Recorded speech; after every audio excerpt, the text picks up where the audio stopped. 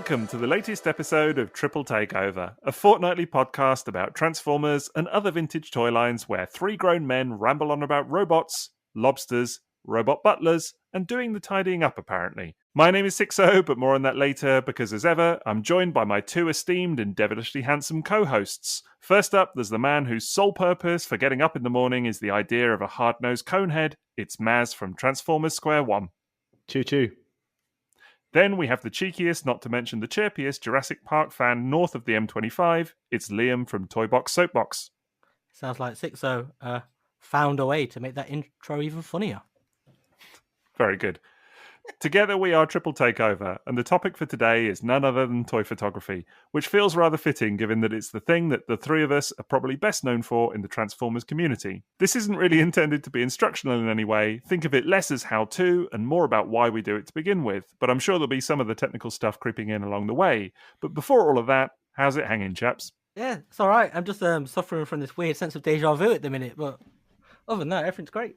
Well, that sounds terrible. How are you doing, Maz? You want deja vu? I have a son. Is it Monday? Wow. Is it Wednesday? Is it 2021? I don't know. I don't sleep. Hey, everyone. Fantastic news, mate. Congratulations. Yeah. Massive congratulations. Many, many thanks. Yeah, that's quite the update, that is. He's been with us since the end of April, and it's just everything's just been about him, as you'd expect. He's our second one, but it's amazing how much you forget from the first time. I can well imagine, mate. It's been a good few years since I've been in that position with a newborn, and I'm fairly confident I've forgotten it all already. I can say. I think if we didn't forget it, you'd never do it again. Yeah, so that's probably a good way. How's he doing? Is he getting bigger? Is he Titan class yet? Would you say? He's rapidly approaching the size of a Fort Max, and it's all about, is my kid bigger than a Fort Max? That's when you know he's real. But no, he's growing. He's just under 5 kilos. I didn't weigh today. He's drinking like a champ, pooping like a champ. He's brilliant. Love him. Amazing stuff. Amazing stuff. And speaking of getting older, we've recently been described online as a group of older fellas. So I don't know how you both felt about that, but I feel dead personally. That's me written off. Yes, please, no more on that later. Yes, indeed. Yeah, I think we can put that one to bed. But it was a bit of a wake up call being described as an older fella. I can tell you. Yeah, put it in a tub and roll it down a hill. No thanks. I mean, being the youngest on here, you guys make me feel young, but even now I feel really old. So yeah, youngest by how many months though, Liam? That's the question. You are 1 year older than me, apparently, legally. Doesn't matter that we were born in the same year. It's just time is relative. Well, I'm technically classed as a geriatric parent now. I was going to say, Maz is the oldest of all of them. He's the real oldie. That's why he's shouting at a cloud in the corner at the minute. He's the real oldie here. So, yeah, well, obviously today's topic is toy photography, which seemed like it was going to be a fun one to me because, as I said, a lot of people know us for our photography. Oh, man. You feel that strongly about photography, do you? Oh, no. God, it's just not happening tonight. It's the end times. For some context right now, he's literally in the hallway, turning her head in different directions and barking at different windows. Hang on. Because I just wanted to say a minute ago, how Maz said all of his time at the minute is taken up with having a new child and all that. But I think anyone who has looked at his Twitter feed might have noticed how much of his time has been spent rebuying Binaltech toys and things like that. One toy, and I never owned it before. How many have you got on the way? You've bought so much Binaltech, Maz, it's crazy. No, I mean, I've bought another Binaltech toy, but it's not here yet. Also, shocking. Not one I didn't have. Sixo, how many Binaltechs have you bought since the last episode? It's an undetermined amount at present. I feel like it's important. Numbers don't go that high. Yeah, well, let's just leave it to the imagination, shall we? But I'm shocked that you've bought 2 of them. I think that's dreadful. Self-enablement. How many JRXs have you got now, Maz? Oh, don't you start as well. Bloody Have hell. you noticed how It was cocky my he's birthday been? present to myself was AJRX. And possibly there might be a couple of individual I was gonna members say, on the way too. You've been extraordinarily cocky this last couple of weeks, got Soapbox. For nothing, someone that is going to get enabled on a future episode. Let's put it that way. That RID 2001 episode is going to come up at some point. Has anyone got a landfill or a storm jet? I know. What was that? Who was that? That was a brief was moment of brilliant. weakness. But I'm stronger than you guys. You guys A brief talked moment yourself of into weakness. it. Whatever, mate. That was having a little rum in the evening and then thinking, oh yeah, I'd like a landfill. That was. No, it was talking to you two about landfill. That's all it. It'll come again. We'll wear you down, honestly. But and then that episode is going to be priceless. And just the absolute joy of that Binal Tech episode has been seeing you two just, well, pretty much all of us really just fall down that well again, isn't it? Everyone. Oh, well, I do. I always said I would get in on Binal Tech again one day. I always said it would happen, and then the episode was very much just the nudge that was needed. So. Isn't that brilliant? Because everyone else has sort of responded and they've dug out their Binal Tech collections and people have started buying Binal Tech toys. We've had people tagging us saying this is Triple Takeover's fault. Dude going home with a brand new alternator or Binal Tech. It's fantastic. It's been brilliant. That toy line deserves to be back. It's been great. Even just people, as you said, digging out their old toys from however many years ago and just reappreciating them. It's just been amazing. I've absolutely loved seeing it. And actually, it's been great to see so many people even just commenting on pictures that we've taken or whatever and just saying, wow, that toy line was brilliant. A couple of people saying that it's ass or whatever, but what can you can't please it?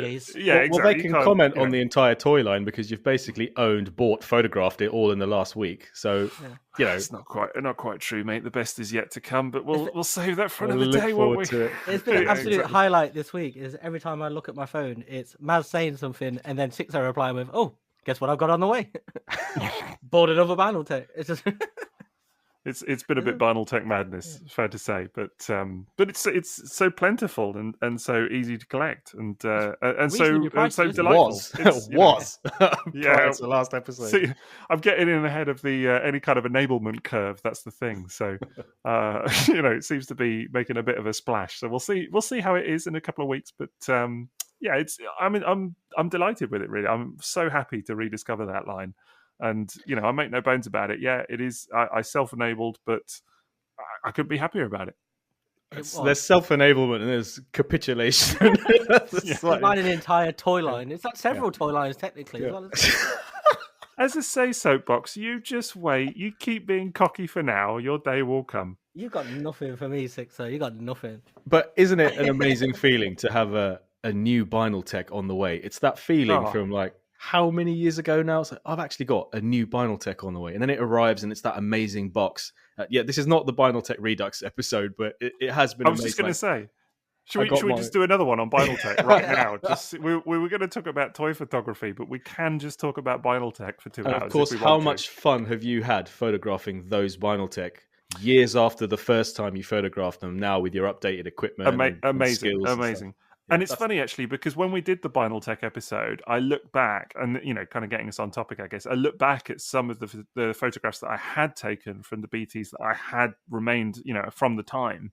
And we're probably only talking maybe 5 years ago, 6 years ago, maybe 6, that, the toys that I had in hand that I'd since sold and the photographs that I'd taken at the time. And I was really unimpressed with them. I was really like, oh man, these pictures are so bad. And I was looking for some for the episode artwork and whatever. So actually, it's been a thrill to retake new pictures of them now with, new setup, new equipment, all of that kind of jazz.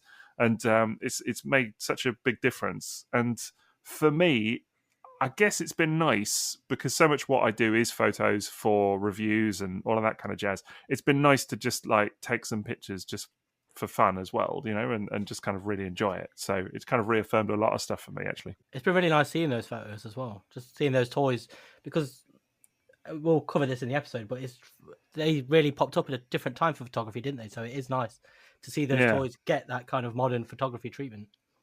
No, thank you. I appreciate that. I've had tremendous fun with it. So, but yeah, I mean, it kind of bringing us, I suppose, naturally onto today's topic, which is toy photography. And I did think that this would be kind of fun to talk about, and we've already kind of ascertained why. But obviously, the three of us, as I've already said, are well known in different ways, I suppose, for our photography in the community, which I don't know, I guess is weird, and we'll kind of get into each of us in a minute and kind of how we got into it.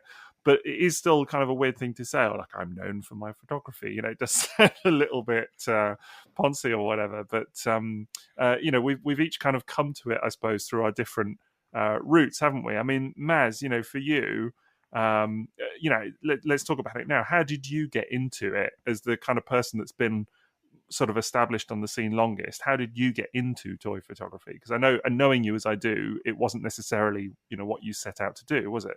No, not at all. It was just an accompaniment to the articles, which is what I specifically wanted to do. I wanted to document toys and write about toys and express my enjoyment of them in written form. And nobody really likes a wall of text, so it made sense at the beginning for me to break up paragraphs with images of the toy I was writing about.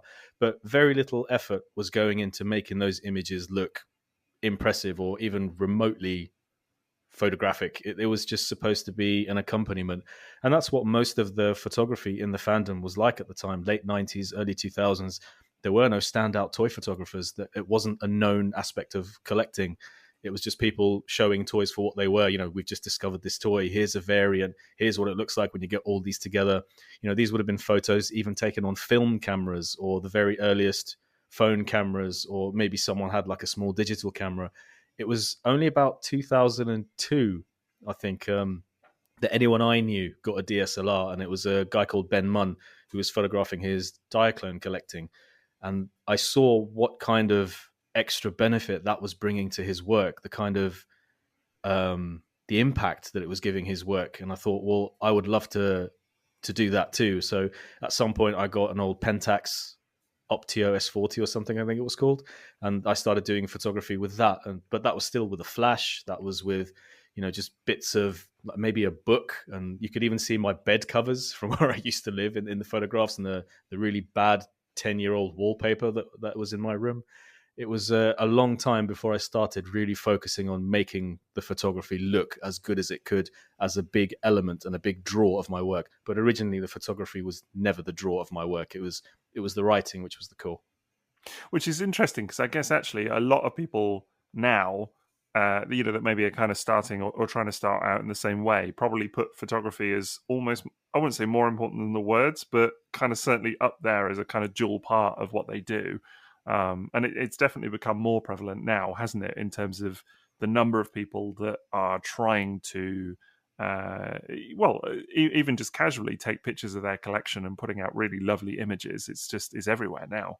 Yeah, I think that's got a lot to do with Facebook, Twitter, Instagram being key platforms where people share their hobby, whereas before it would have been websites or forums, and words and long pieces of prose would have been par for the course, whereas now it's a lot shorter. It's and most of my effort now goes into photography, and I do most of my sharing on social media as opposed to my blog, which is woefully neglected these days.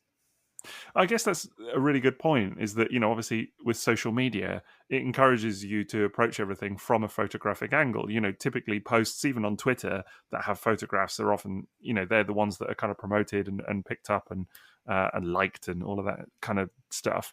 So it really, probably that has had a huge influence in terms of how people approach the presentation of what they do. And I've noticed certainly even people sharing just pictures of their collection on shelves, there is a kind of presentation angle to it, which you don't see from websites that, if you look back at, pictures from 20 years ago, that's just not there. And as you said, you would very often get people just very matter-of-factly, with a simple camera at the time, a little compact camera or whatever, taking pictures with lots of, I think the technical term is visual debris, all the kind of bedspread and all of that kind of stuff. You would get a lot of that going on. Whereas now people are maybe a bit more considered about what they're putting out there as well. So it's definitely changed hugely, I think. Mm-hmm. Yeah, it has, yeah. There was a time where you could count Transformers photographers on one hand. The people that were well known for doing it. It was like I said, Ben Munn, TF Kencon, Remy. You could count the people on one hand who were responsible for that, and they were looked at with awe because it was not an accessible standard for most people.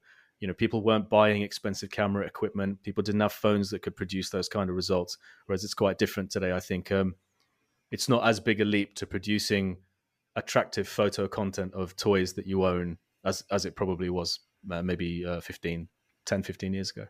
Yeah. Do you think a big part of that is DSLRs, or do you think it's other things?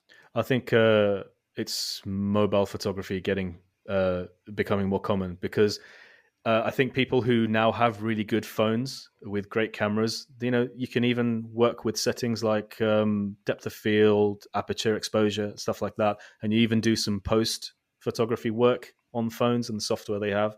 And maybe it's no longer too big of a gap to bridge to using a full-on DSLR with tons of settings and then using a software package from Photoshop or Lightroom or something like that to polish your photos afterwards.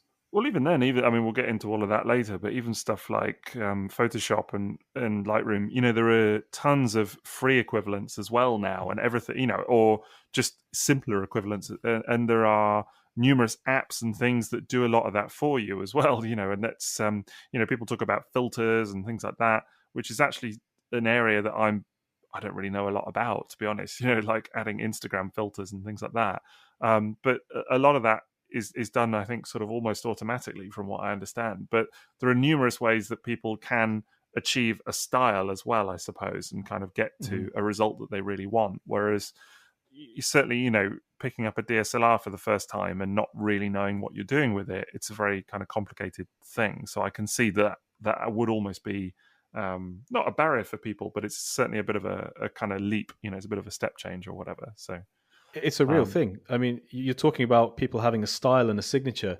I remember back in the day, no one would put a watermark on their photographs unless they didn't want their photographs to be used on a fraudulent auction, or it was a particularly well-known website that had really rare toys and they wanted that recognition for that. Whereas nowadays, there are many more people producing Transformers photos that could qualify as being called artwork and creativity, and they have a brand, they have, a watermark, and the whole reviewing toys business is sort of worked to make that a bigger thing now. Yes, collectors definitely. with watermarks. Yeah.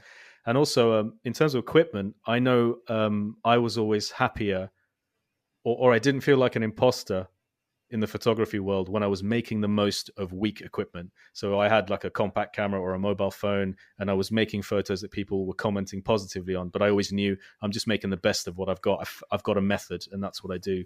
Whereas as soon as my wife bought me a DSLR a few years ago, the imposter syndrome was strong, and it was like, okay, now I have a standard to meet. There's people like Sixo, there's all these photographers on TFW, like Tony Bacala, the guy who runs TFW, is also an incredible photographer. His photos are exceptional. They're amazing, and these people use DSLRs, and now I've got to sort of somehow justify owning this and not look like a tryhard. And there was like a different pressure involved in making good photographs. And I remember my initial reaction was, no, I don't want this camera. This is too much. I can't make the best of this. Whereas I had a light tent and lights, but a compact camera, and I was super happy and had a method there.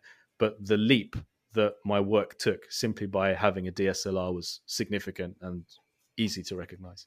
I remember it at the time, but I think that the results speak for themselves as well. And I'm sure a lot of people would be surprised to hear you saying that, because your reputation with photography is very, very high, and rightly so.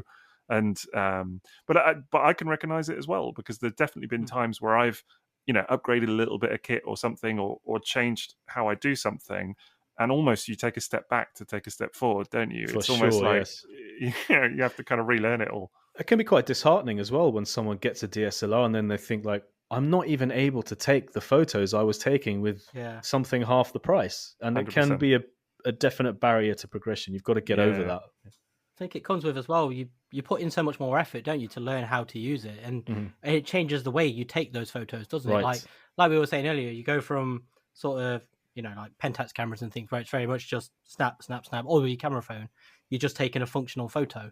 Whereas once you, with a DSLR, you put so much effort into actually taking the photo that it sort of expands into how you set up the photo and all the different things you use. And you then start to make it, give it life rather than it just being an image. I think that's exactly it. I remember someone describing to me once the difference between DSLR photography and non-DSLR photography is that when you're not using a DSLR, the camera actually does so much of the work. Not does the work for you, but it fills in a lot of the blanks. It's like so much of it is automatic. Yeah. Whether it's the exposure or whether it's the focusing or whether it's the depth of field or different parts of it. Whereas actually there are elements in a DSLR that suddenly are under your control that you wouldn't even think of in automatic cameras or phone cameras or whatever it may be. Suddenly you're thinking about white balance, you're thinking about ISO, you're thinking about shutter speed, you're thinking about all of these different elements that actually you move one digit of one setting and it vastly changes the results that you get. But even then, you've got to learn all of that stuff to begin with as well. It's hugely daunting, hugely so. And I think I remember picking up a DSLR for the first time, not with Transformers. I already knew DSLR photography when I came to Transformers, but I remember being hugely disheartened by it to begin with, because it was like, even on automatic, it was like, well, why can I not get what are the results that I kind of want in my head, And I think there is a very big learning curve with it, for sure. It's like I don't know. Mine was a similar sort of experience to your two. When I got mine, I was excited until I started trying to use it, and everything felt so counterintuitive, and it was so difficult. And no matter what I did, things looked worse, didn't they? Like than they did through a camera phone. And it was just, and like you were saying about imposter syndrome, I felt the same, but I felt even worse than that. I felt like I was missing something everybody else knew, because when someone else takes a photo, it looks easy until you do it. Yeah. And it's kind of, it looks effortless. But then when I was trying to do it myself, it's like, why am I too stupid to understand how this works? And there's just so much of that, yeah. Yeah, you feel stupid, don't you? You do feel like that, like there's some information that you just are missing. And I think if you ask the wrong person how they take their photos and you don't know their history of photography, like why do they do it that way? What have they experienced and learned? For example, there's a guy in the UK who was doing a lot of toy photography, and he uses strobe lights. And if I was to try to reproduce what he was doing, the methods he was using, there seemed to be so many complicated aspects that I just, I knew I could never do that. And I just, at moments like that, you think, maybe this just isn't for me. I'd love to, but I probably can't. Whereas his method was so specific that I've realized now that I can do it a different way. I can do it my way. And a lot of what I've learned is trial and error, and it doesn't follow a methodical path. Like I find it very hard to explain to someone, but so it kind of depends who you ask as well. It definitely does, and I think that, at the risk of saying it, and I'm not saying this about any Transformers photographers actually, but I am talking about photographers that I know who are not doing toy photography, but they're because I do know people as well that just are into photography, outside of this hobby. Bizarre. You have other friends? I know. Imagine that. I know people that I'm friends with people that don't even like Transformers. Imagine that. Some friend. I know. Shocking, isn't it? But some people are a bit snobby about it as well, and they almost kind of they have knowledge of how they do things, but they like the enigma of it as well. They like it's gatekeeping. It's simply gatekeeping. Yeah. It's hugely gatekeeping. And I really hate it when I see people say things like, just because you have a camera, it doesn't make you a photographer. I mean, that is designed to separate people and make them feel unworthy of pursuing something creative. And that doesn't help anyone apart from maybe making someone feel better about their own creations. I 100% agree. I think anybody can do this. It's not stuff. It's all stuff that can be learned. Ultimately, yes, there is a creative aspect to it, and yes, some people will have more of an innate sense for, camera angles and things like that. But even then, it's stuff that can be learned. And I think what you said before, Maz, about trial and error, that is for me, the single biggest element that makes the difference, because I think sometimes people, and I suppose being honest, I get asked a lot, how do you take this photo or that photo or whatever, and it's almost, I wouldn't say it's too much to explain in one paragraph. I'm not trying to sound arrogant with that, but there's too much history to how I got to that photograph, if that makes sense, because there's 1,000 photographs before that where I learned something with each one that brought me to taking this photo, actually quite simply. In some cases, you can just sort of point and click. But what came before that was all of the times I got it wrong. And those are the bits that people don't see, and the times that you don't share. And I think that's really important to acknowledge as well, is that nobody sits down and gets it right all of the time. You know, people make so many mistakes. They might take 50 photos and publish one, and the one that you see looks amazing. The other 50 can look duff as anything. And that's just reality. We all have good days, bad days. So I think it's one of those where I suppose that would be a good message to try and get across a bit today, is that, you know, nobody should be feeling intimidated to kind of get going with this. Actually, quite the opposite. I think everybody can do this and should give it a go because it's fun. If I can do it, anyone can do it. It's very much like that.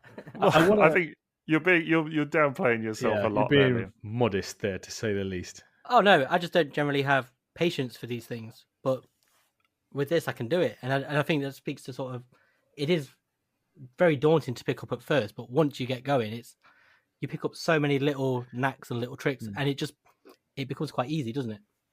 Well, that's the thing. I wanted to talk about one guy in particular, Boastful Manfish, John Strong.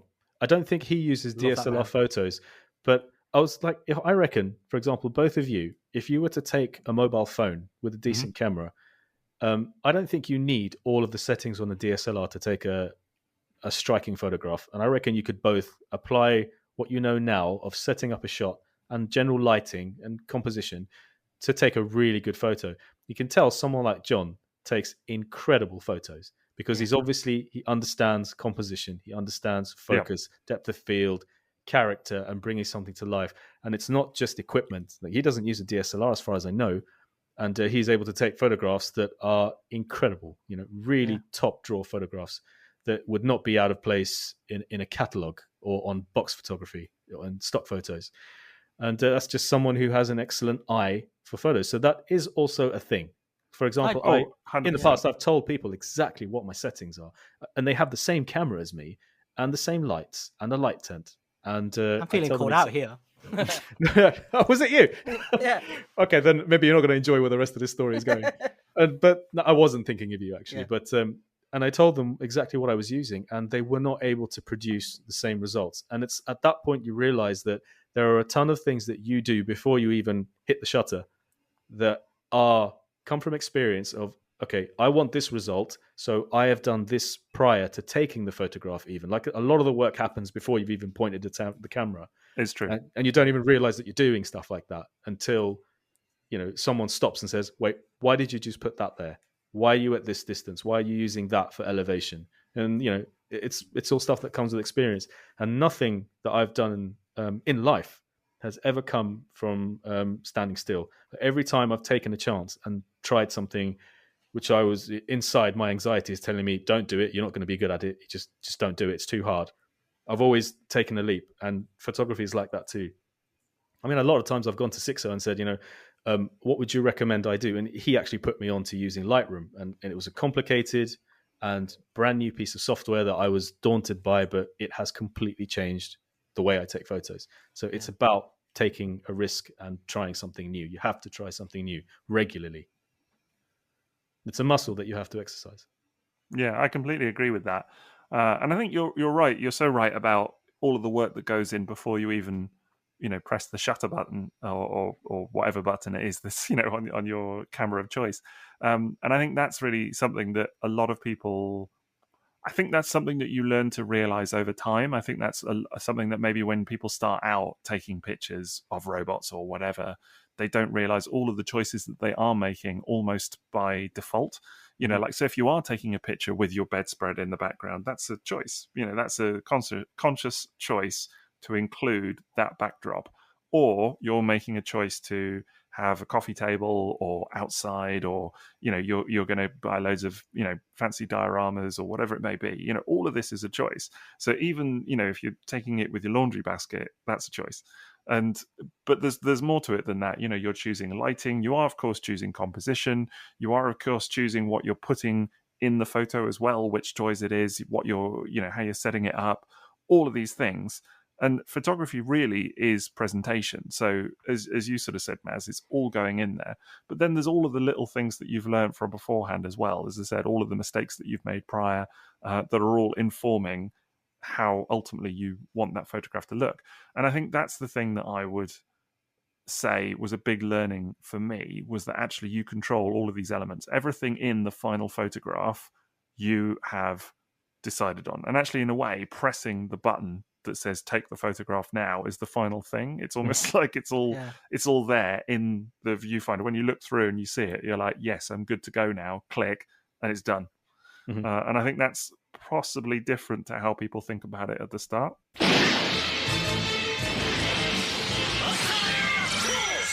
So Liam, how did you get into the whole robot photography gig to begin with? It actually started as a excuse to sort of justify why I was buying so many toy robots. That's kind of how it began. I just started because I was buying so many of them, and they were just, after a while, they were just sort of going on the shelf, and you kind of wanted to get more play value out of them, if that makes sense. And like when I was a kid, I was so fascinated by the catalogs and the photos you would see and how they were posed. And so when I was playing out with my toys, I'd go in like old granny's gardens who had little rock features and stuff, and I'd set them up and I'd make them look like the catalogs and stuff like that. Wait, was this your nan or just other grannies? No, my nan didn't have a garden. She spent all her money on toys for me. So you would just find a random granny and use her garden? That was it, yeah. Find a gran. That's what it was. It goes go gran hunting. This could all be true for all I know. Right? Yeah. I didn't just have one gran. I had a whole fleet of grans. That's why I got so many toys. But yeah, it sort of started as just kind of a desire to sort of recreate that kind of feeling. And it was just, originally it was just on my phone and just for a laugh. And then I was sort of looking at Maz's photos, and that sort of started to then inspire me to do a little bit, put more effort in. And then started writing about them because it was a good excuse to sort of practice writing. That's really how it started. And what would you say was the kind of moment then that you kind of took the leap, I suppose, into more kind of fully fledged photography? Because obviously, sort of start off or whatever. When did it kind of come to the point where you were like, yeah, I actually enjoy this. This is a thing I want to do more of? Well, it was, I can't actually remember that because it was building, but I can actually remember the exact moment of where I was when things did change. And that was, I was at Download and I was watching Ice-T and Body Count on stage performing. And then I got this text from no, that's what I was doing. I was getting very drunk. I was very, my memory might not be so great because of how much booze I'd taken. But I got a text from Morgan asking if I'd take some photos of a toy. And then from there, everything just changed. That was the moment where things just then started going upwards. It went just from being just a lark and a laugh. And then that's when I really started thinking I should put more effort into this. And that was nice. That was that moment. Yeah, fantastic. Well, and look at you now. Do you know? You know what I mean? It's interesting to hear that you as well. Sort of, you haven't said it, but you're almost talking like you've got this not imposter syndrome. That I don't know. Is that you kind of talked about it in the same way that M.A.S. did almost? Is that fair or? Oh no, yeah, absolutely. Like I always feel like my photos aren't real almost. Like when I put them online, I like look at them and I can see all the flaws and stuff, and I look at everyone else's and I think everyone else's just look perfect, and then look at my own and I'm like, oh. Yeah, just waiting for that moment where you're found out and like, this person is gonna say, all right, so this is the method you're using to get these photographic results. But that's it. Like I don't completely understand the camera that I'm using. I know. I know what you mean. I don't understand completely Photoshop and Lightroom. Like I use them and I have a good working knowledge, but I feel like I was saying earlier, I feel like everybody else knows how to use everything on it, even though they don't. That's just how my brain operates. Is I think everybody else must know. Nobody knows everything, but I get that as well. Where there's a lot of photos that I look at that I'm not. I do sometimes obviously share photos that I'm not 100% happy with. Do you know what I mean? But there are. Maz, you and I have said it before that sometimes you just need to go with it. Don't you? Do you know what I mean? Like you can work on something, but then at some point you just need to know when it's time to press send. And there's definitely, or not, or just abandon it, or not. Yeah, exactly. And but there are definitely times where I take photos that I look back on and I think, wow, could have done that one better. Or galleries sometimes or whatever it may be that you get to the end of it and you're like. Yeah, it's fine. It's perfectly good. It's not how I necessarily wanted it to turn out, but it's good. It's fine. So yeah, we all get that, I'm sure. There's a lot to be said about being inspired. I remember when I was doing a lot of photography for third-party reviews of third-party toys, they were so back-to-back at one point that I realized it was kind of falling into a pattern, and I would set up the photo shoots in the same way.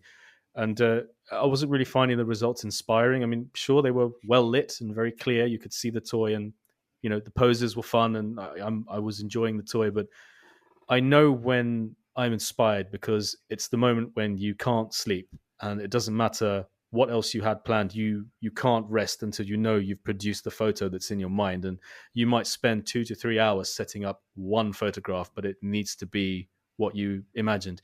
The one I remember is doing Fans Hobby Grow Tusk, which was Fly Pro. I mean, I could not produce more than one photo a day for that gallery because I wanted to try something completely wacky for every single one. And it would just take ages to set up. Maybe it just wouldn't work out and I'd abandon it.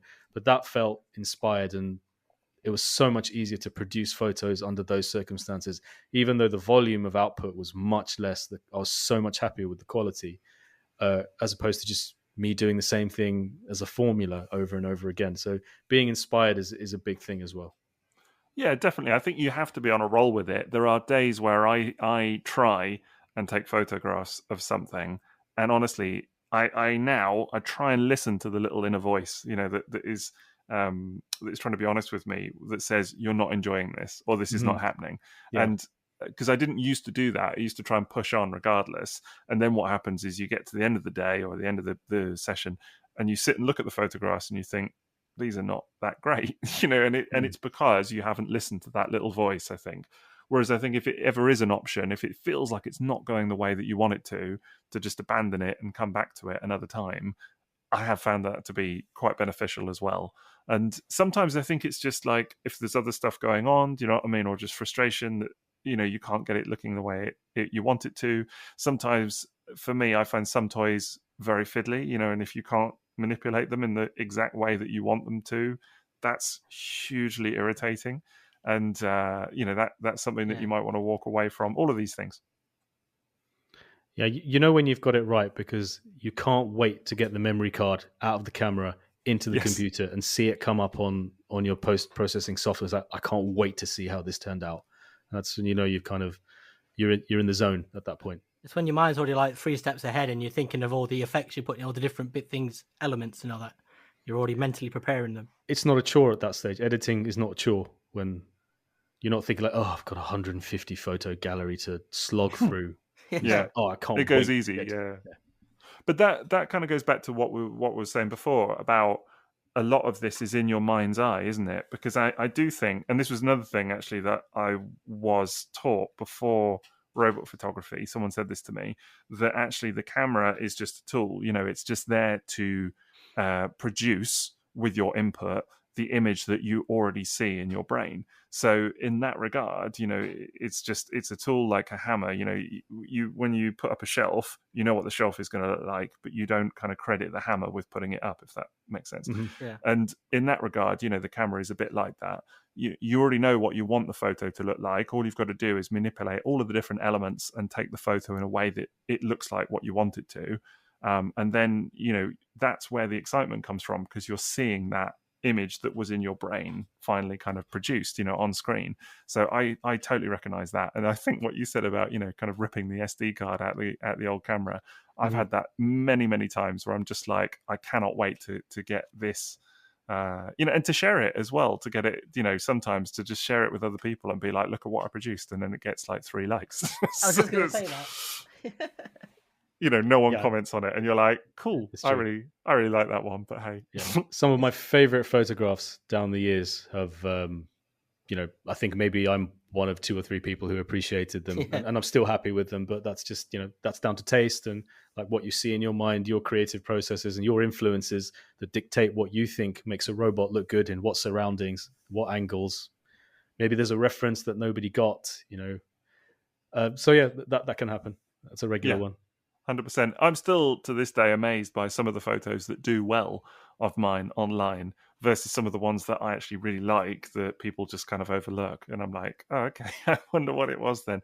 But I think that's really interesting as well. That's not something that I'd really thought to talk about much today, but I find it fascinating which photos do well sometimes. And I think a lot of the time it is just about the toy as opposed to the photo.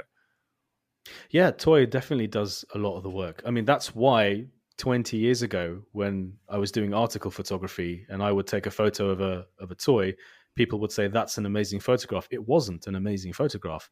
It was maybe just that the toy took up most of the frame and it was a really nice looking toy, and their focus is drawn to that toy, and maybe they'd never seen it in focus before without any visual debris around the outside. So the actual resolution of the image isn't crazy high. There's no beautiful shadows or lighting or mood or atmosphere, but they're looking at that toy. Toy is something they desire, and they think, oh, it's an amazing photo. I've saved that.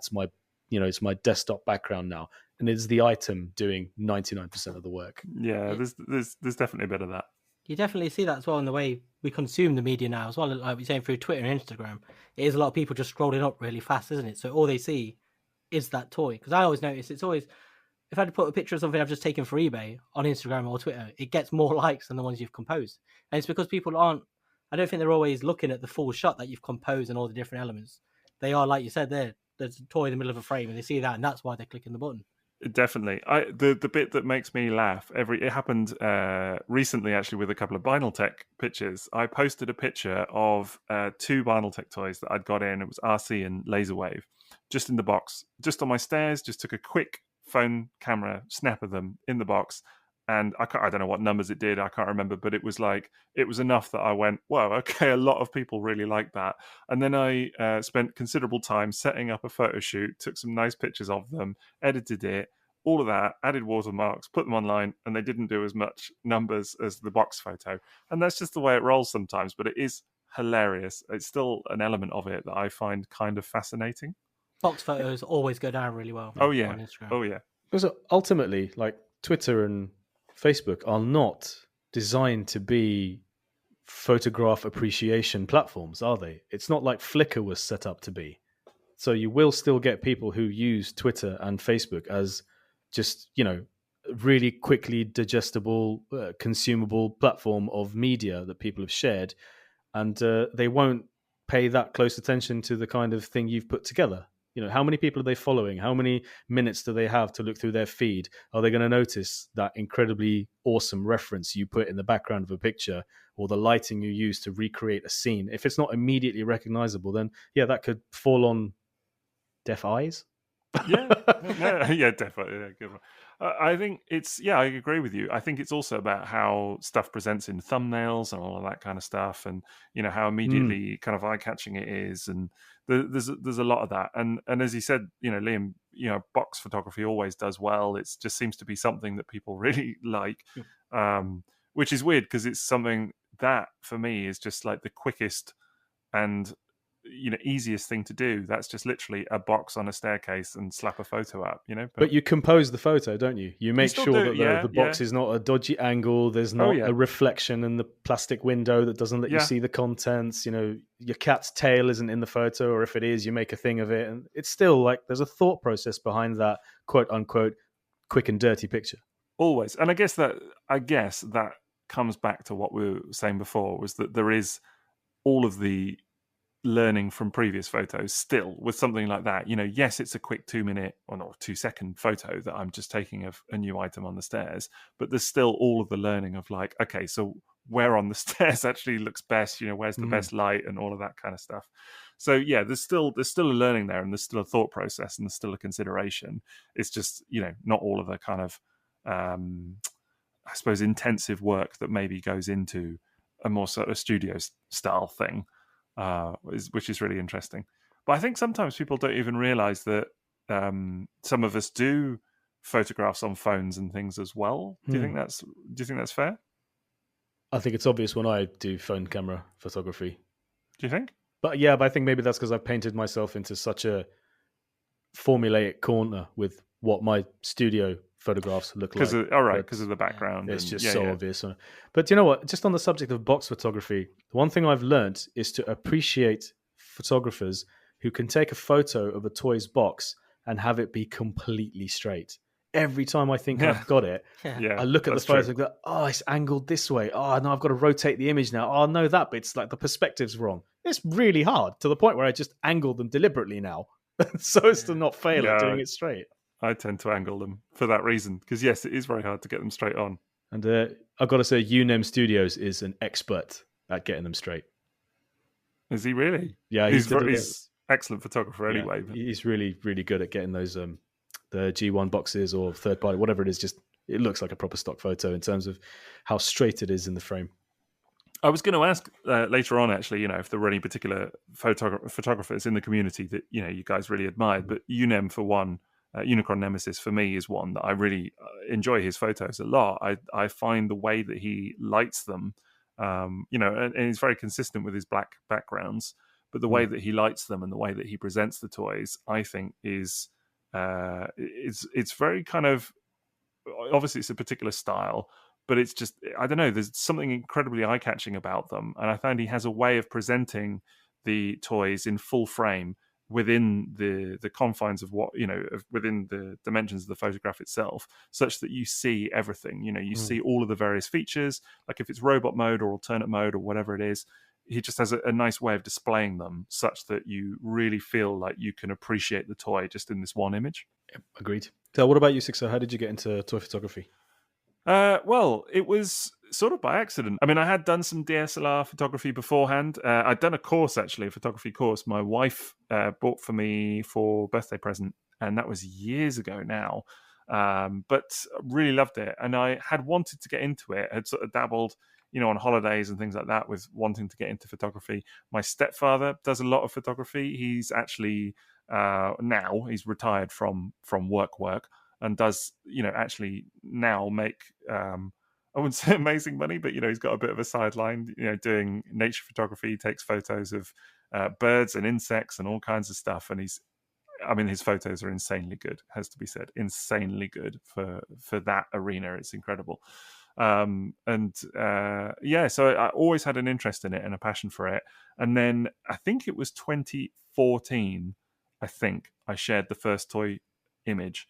And I even remember what it was. And it was just a camera phone image. And it was Feral Rex, MMC, Feral Rex. And that was the first photo you shared? Yep. Even before, like, Masterpiece toys? Yeah, I'd never shared any. Well, other than, maybe like what a non-considered photo. That was the first one where I was like, okay, I'm gonna, really make an effort with this. And I'd just never really done it before. Just never really kind of fussed with it. And shared a picture on TFW 2005, and got some nice feedback. Started sharing more pictures, and then shared a lot of Masterpiece pictures. I remember sharing pictures of like MP11 and things like that. And even before that, actually, like, MP6 Skywarp. And I remember then kind of sharing more and more. Was it Scoria one of your earliest ones? I got a couple of third-party bits, Scoria, Quakewave. I remember your Scoria images. Yeah. I definitely remember some of your Dinobot pictures. Yeah. And well, then it just kind of went from there. And initially they were just kind of around the house. And then, the carpet kind of became a thing, like shared of it. That was a whole interesting time. So just sharing, just taking pictures literally on my stairs. But then I started experimenting with using, better lights and things like that. Because initially I had, if it was during the day, I had a lot of light in that part of the house. There's like a big skylight at the top. So, it's actually very decent for photography. And actually, I do say to people now, when they're talking about buying lots of expensive lighting and things, I do say to people, do you have big windows or natural light? Natural light.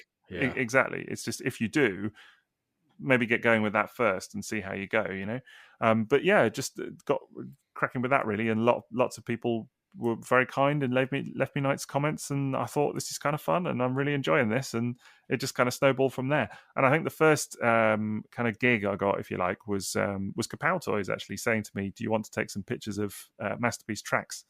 And I had already done some reviews and bits of my own before that, but that was the first kind of one where I was like, yes, I absolutely would. If you'd like to, do that, that sounds good. And did a gallery of that, and it just kind of went from there, really. It sort of snowballed very quickly. But I've evolved, obviously, my setup considerably since then, and don't tend to do photos around the house so much anymore. A lot of people were sad to see the carpet days go, but it had to happen. But yeah, I absolutely love it. absolutely love doing it. I get a great thrill from doing it even now. I like this, the origin story of Sixo. You mentioned a couple of things there, actually, which struck a chord with me. First of all, the being inspired by a family member. It actually made me remember that my brother is very much into photography. And I have a couple of canvases around the house that both my wife and I fell in love with that we got made from his photos that he took Nice. outdoors. And there's like a beautiful photo of the inside of a really old tube train that we have up in our kitchen, which is lovely because that reminds me of London at a time when I can't get to London. And he had a beautiful photo that he took on Myrtle Beach in the US. So his photography always, it was nice to have someone like him to sort of bounce off, like, what do you think of this photo? And so he was actually an influence now that I think about it. And also the whole thing about natural light is enormous as well. Nearly half the photos I took of all of my Diaclone toys when I wrote articles for TF1 were taken in an apartment which had a massive window. And all I used to do was close the blind to not totally flood the picture. But I just had a background, and the natural light from the window did all the work in those photographs. And it was only when I got a light tent that I started to not use the big window anymore. And obviously not every apartment that we live in has had that kind of natural light. It's quite amazing going the difference, though, isn't it? Moving from natural light to lighting at first when you've got your first bulbs and stuff. I remember, again, like you're saying about the cameras, almost being disappointed at first because natural light was so good, and it made things so easy.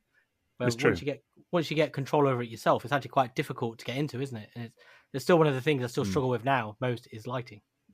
When I set up the light tent sometimes, when I was doing it in the living room, if it's in the daytime, and there are periods of the year in Iceland where it's just daylight, and the natural light would come in, and I would just take photos with my lamps as well. And the difference it made to have natural light in there as well was quite amazing. And I just actually posted a couple of photos the other day of J5, Rail Spike from Car Robots or Robots in Disguise. And there was one photo which I took with the lamps and the normal setup. And there was another photo I took which had completely just been done with the ambient light in the room, and I just turned on the light on his gun. And the colors in the background, I'm not even sure I could replicate it. They just looked really beautiful gradient of, it almost looked synth wavy. It was just I was so happy with it. I just felt like I had to post it, even though the focus maybe wasn't as crisp as the studio photo with the lights. But natural light is just magic. Yeah, it's really something, and it does, as you said, it just brings out the colors and loads of stuff in just a way that is unimaginable. And I think that was a big element of my photography early on. Was that natural light, and a lot of people would say, "Oh, the colors and things like that," but it was just that ultimately. The one real downfall of natural light is that it's so inconsistent. So you can, from 1 hour to the next or whatever, it can completely change. So if you're doing a full photo gallery, or you're aiming to get shots that look fairly consistent in whatever way, you just can't bank on it. And equally, there's a lot of times where, particularly in those days where I was doing a lot of natural light photography, where you would think, okay, I'm going to take some pictures now, and you get set up and the light would just go, and it would suddenly go really dark or whatever, and you just think, okay, well, that's over then. And it's annoying, but that was pre-children though, so the time wasn't quite so precious. To be fair, right. It was kind of like you can come back to it a little bit later or whatever. Whereas now that would be like a disaster, because if that time goes, it's like, okay, something else is going on in the house or whatever. But yeah, hugely inconsistent with natural light. But still, it's the results when it all aligns and the heavens decide that the light is going to be perfect for you. It's incredible. Yeah, some of my favorite photos of my own are the ones I took outside when conditions just conspired to be beautiful for a particular toy. Those are definitely my favorites. And that actually makes me feel like a photographer. Not the stuff I do indoors that just feels like me taking photos of toys. But when I've taken photos of Fans Hobby Overlord or Diaclone Big Powered, and they were outdoors amongst some, maybe some grass or some snow, and it didn't just look like I'd plonked a toy in the snow, I really enjoyed that. And it made me feel like this is what I would like to move to next, if it was possible time-wise and condition-wise. That would be, and I've always kind of harbored a fantasy of going out into the lava here and taking photos amongst lava and what Iceland has to offer. I'd love to if it was possible. I saw your Fans Hobby Overlord snow picture, or one of them, the other day, actually, somewhere. I can't remember how I came across it, but I saw it, and I remember thinking, wow, that's a really nice image. Really, I appreciate that. A really Thank good you very photo. much. I loved it. Really enjoyed doing it. Definitely. They've got I think it's hundreds of different types of snow in Iceland. They've got a name for all the different types of snow. And it was that particular snow that day, when you really focused and got up close, it was crystalline. And I was just going to say, amazing. That wasn't added in post. That's what it looked like. Crystalline was the word I was going to use. It almost looks not real. It's interesting. But I also know how DSLRs can make things look not real as well. Sometimes you take a picture of something, load it up, and you're like, wow, that's got a really weird quality to it. Would you say metallic? Yeah. Yeah, maybe. Maybe a filter. Yeah. Well, that's the secret. That is the secret. You just have to one button. Yeah. You got to pay for it. It's a special plugin you get to Photoshop and all photo programs, actually. And it's just called Metallic Filter. You just press one button and it completely transforms your image. It does. Makes your toys look shiny. It can make a very, very bad photo suddenly look exactly like you want it to. It does all the work for you. It's incredible. It can take someone with no photographic talent and elevate their photos to a level of review standard. Yeah, that was such a funny old business. I guess for the benefit of people that are not clued into the whole metallic filter saga, I don't know what you'd call it really, but the whole thing, it kind of snowballed, didn't it, from a silly thing online to some people, I think, questioning what had gone into making. It was my photos, wasn't it? It was some originally, of mine. yes. Yeah. It was some of mine initially. To the point where when I got it leveled at me, I actually felt like it was a compliment. I was like, I've reached that point now. People think I'm using a metallic filter. Yes, it was hilarious, and it kind of I think it started with it was a third-party toy, and I think I got accused of manipulating the color on it. And someone, it was the red, wasn't it? It made it look a really cherry red. Yeah, I don't think it was actually. I think the particular photo, I think it was a 6-shot, and I think it was the green. And someone said, you've made it look blue instead of green, or green instead of blue, or something. I can't remember. But the I remember saying back, it's the lighting, and they questioned that, and they didn't agree with that, and thought that was a silly thing, and that I was lying, or I don't know what they thought. But there was a lot of weird accusations going around at that time, and then this whole thing of metallic filter came up, that you're using a filter to make them look metallic. Don't trust that person's photographs. That's not the way the toy looks. Yeah, there was a lot of that, and it was interesting because it was like, well, I've never set out to make photos that are like hyper realistic. Do you know what I mean? That like look exactly like the toy looks. That's never been the aim, because the very nature of DSLR photography is that they're going to look a bit stylized and whatever. You're playing with focus, you're playing with lots of elements, and the way that the light is captured has a huge difference as well. Also, white balance, which makes all the difference in terms of the colors and how they're captured. I mean, I typically do set the white balance for most, not for every individual photo, but certainly for different setups. I have a setup of like a road setup, which, because it's got a kind of greenish tint to it, it tends to kind of capture, it tends to reflect onto the toys and things like that. And so I have to change the white balance for that, because otherwise it all just looks very green. Mm-hmm. And by the logic of, the example that we're talking about, maybe you would think that I'd made the toys look green, so I have to kind of correct that. But I do that in camera, interestingly, not in post. But, you can do it in post as well. But that's, it was just funny because it was trying to explain, actually, no, there's nothing, there's no underhand, weird, nefarious aim here. It's just, the toys look different under different styles of photography. And I think I shared a picture of under a phone camera, and they were like, oh, it's a different color. And I'm like, well, yeah, the lighting is different as well, and it's, I don't know. It was a long time ago, but from that, metallic filter was born. And I think a lot of people sort of assumed that we were using this. I don't know. One-stop shop I was, I don't know. Insulted by more.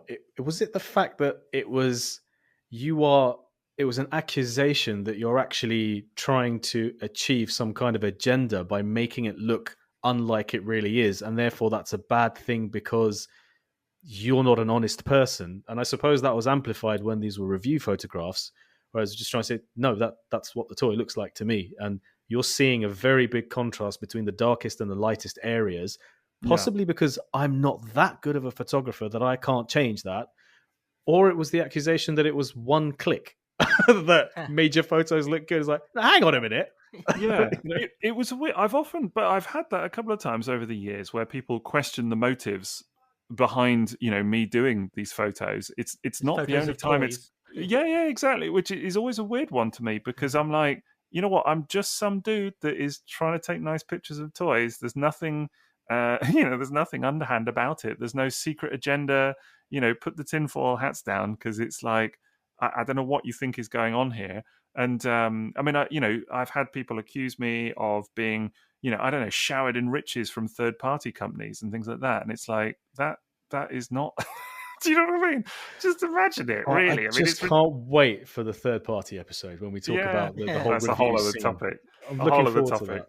When if people realize how unglamorous that is in reality, it's just, But I mean, that's a whole other thing.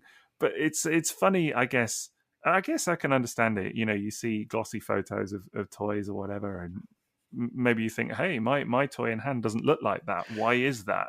Yeah. That's another thing, isn't it? That whole how many times have you received a comment where the thing is, like, when I take a photograph of a toy, I know in my head how I want it to look, and that's probably influenced by a bunch of cartoons I've watched, comics I've read, and art I like. And I think when people draw robots from a particular angle that makes their waist look like it's thrust forward, or their shoulders are wider, or their head is in perspective, or they've really, there's a shadow on this part of it, and I think that looks really cool, I'm going to try and recreate that.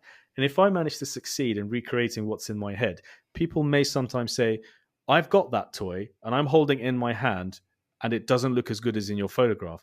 But it's not necessarily always an accusation that something underhand has taken place. I can see that the lighting is normal, the toy is the right color, and it is the same toy that they've got. And I've not added a filter to it or After Effects or anything like that. And they're just like, it's almost like by holding the toy in your hand, do you not sometimes do that with a robot you've got in your hand? You just sort of hold it up at an angle and you look at it from below and you think, if this robot was real, this is how cool it would look.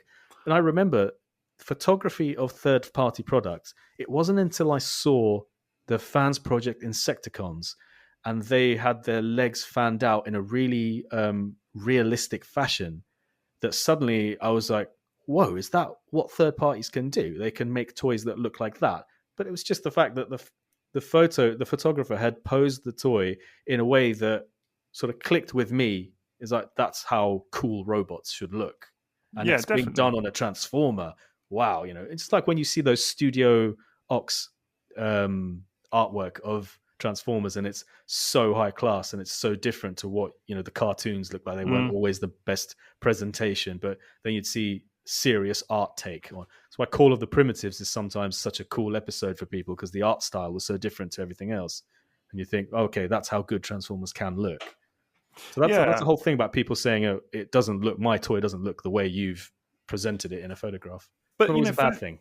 Photography is it's not at all. But photography is hugely what's the word I'm looking for? It makes a major difference in terms of how things are presented. But all of it is a choice. It's exactly what we were saying before. Every little bit that you change in terms of how you photograph a toy, and not just DSLR fancy photography, but even like, just phone photography, whatever, it all makes a difference. I mean, the best example I can give currently is those Kingdom Galvatron leaks that have come out, because everybody was losing their minds over the proportions of that toy, because they thought at one stage that it looked, like hugely big body, tiny little legs, and massive head.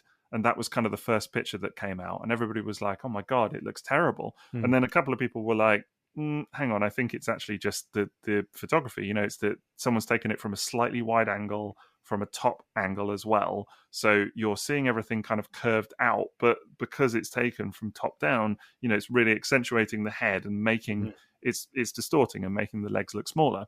But then there was another photo released, which was kind of the reverse. You know, it's taken from a downward angle, but again with that kind of slightly fisheye wide angle thing going on, and it made the legs look huge and the upper body was much smaller. And people going, okay, this is the real proportions of the toy now. So the photograph that you saw before was wrong, and this is, and I saw it, people going, this is what the actual toy looks like, and doing comparisons of the two. But then actually it turned out that neither of them were really representative, that it was somewhere in between. And for me, it was a great example of whether that was done by design, you know, whoever had that toy, you know, through whatever means in hand, whether it was by design that they put out photos to kind of perplex people or whatever they were doing, or it was just simply that they had a default setting that happened to be a little bit wide angle on their camera, and they just took a couple of pictures, and you know, the result was not intended. You know, it just showed that actually how you photograph these things makes all the difference. And saying, I think it doesn't look like it does in hand, it's never really going to, you know, like unless you just take a straight on picture at a you know, well, what I would call a neutral millimeter on your camera, you know, not wide angle, not zoomed in, you know, that you just kind of get it absolutely, is considered to be like neutral for your eye. That really, you'd have to consciously shoot it in that way to have it look like it does in hand. Anything outside of that, it's going to look different. But even then, you know, the colors, take it in sunlight versus taking it indoors. People do that all the time, and of course it's not going to be the same color because the quality of the light is going to make a difference as well. It's just, it's and the way you pose it. Yeah, and the way you pose, of course. Because there is a way that you can pose toys that kind of brings them to life, and they look more realistic. Proportions are better. I mean, I've seen so many photographs where people have posed masterpiece toys, but they don't even remember to flatten the feet against the surface or on which the toy is standing, so it immediately breaks your immersion. Yeah, and that's just a very, very easy thing to do. Like you were talking about this head-on image at a neutral distance. Well, just if you separate the legs a little bit, point the toes out, make sure it's flat on the surface, the arms are in a natural position, the head is focused, where the robot looks cool. You know, some people probably maybe don't even have the ability to physically manipulate the toy in their hands to pose that naturally. And I've seen it in the photographs that people take, which they share online about, like, I just got this toy, and you know, it's not always representative of how good a toy can look. And maybe that's why sometimes there's a discrepancy between what people think you're doing and what they've got in their own hands. Maybe so. I think all of that stuff comes with practice, though, doesn't it? And it's once you kind of make a conscious choice of like, okay, I'm going to do toy photography, you know, and take some pictures, you start to pick up a lot of that stuff fairly quickly, I think. And it's kind of trial and error, isn't it, of what works, what doesn't work, and kind of the feedback that you get and everything as well. I think ankle tilts and stuff is a really interesting one now, because I can't abide sometimes taking pictures of toys without ankle tilts and things like that. You know what you were saying about flat-footed and all of that. I find it really difficult now. But, you know, it's still a thing sometimes. But yeah, I think it is interesting how different those toys can look depending on what people do with them and what choices they make behind the camera of how they're going to present them. Do you remember that phase Hasbro went through where they started molding all of the feet at an angle so that they were posed to look more natural, weren't they? Rather than giving them ankle tilts and all of that. Yeah, I'm trying to think what the first toy line I bought I remember was Combiner Wars would have been that, wouldn't it? Were some animated toys like that as well? TF animated.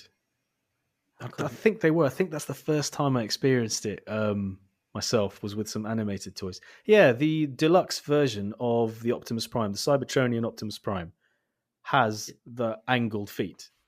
Maybe that's where they first turned up. I remember them being quite prevalent in Combiner Wars. All of the limbs have the feet like that. Prowler's one I especially remember from Combiner Wars, like, really stood out. I remember really disliking that. I think I really disliked that originally. I was like, no, allow me the opportunity to do that. But then obviously... Let me ruin it for myself. Right. I've not really come across that. It sounds so weird. Well, another toy that has it is Robots in Disguise Warrior Class Bisque. I'm looking at him right now. I just want to shout out to... Yeah, I've got a shout out to Anonymous Human who sent me this for free. he gifted me a Warrior Class bisque. It's not a simple toy to find these days, so I'm greatly appreciative. Thank you so much. And this has flip out feet, which are molded at an angle. So pretty much there's only a very small window of posability that you can use where the feet look natural.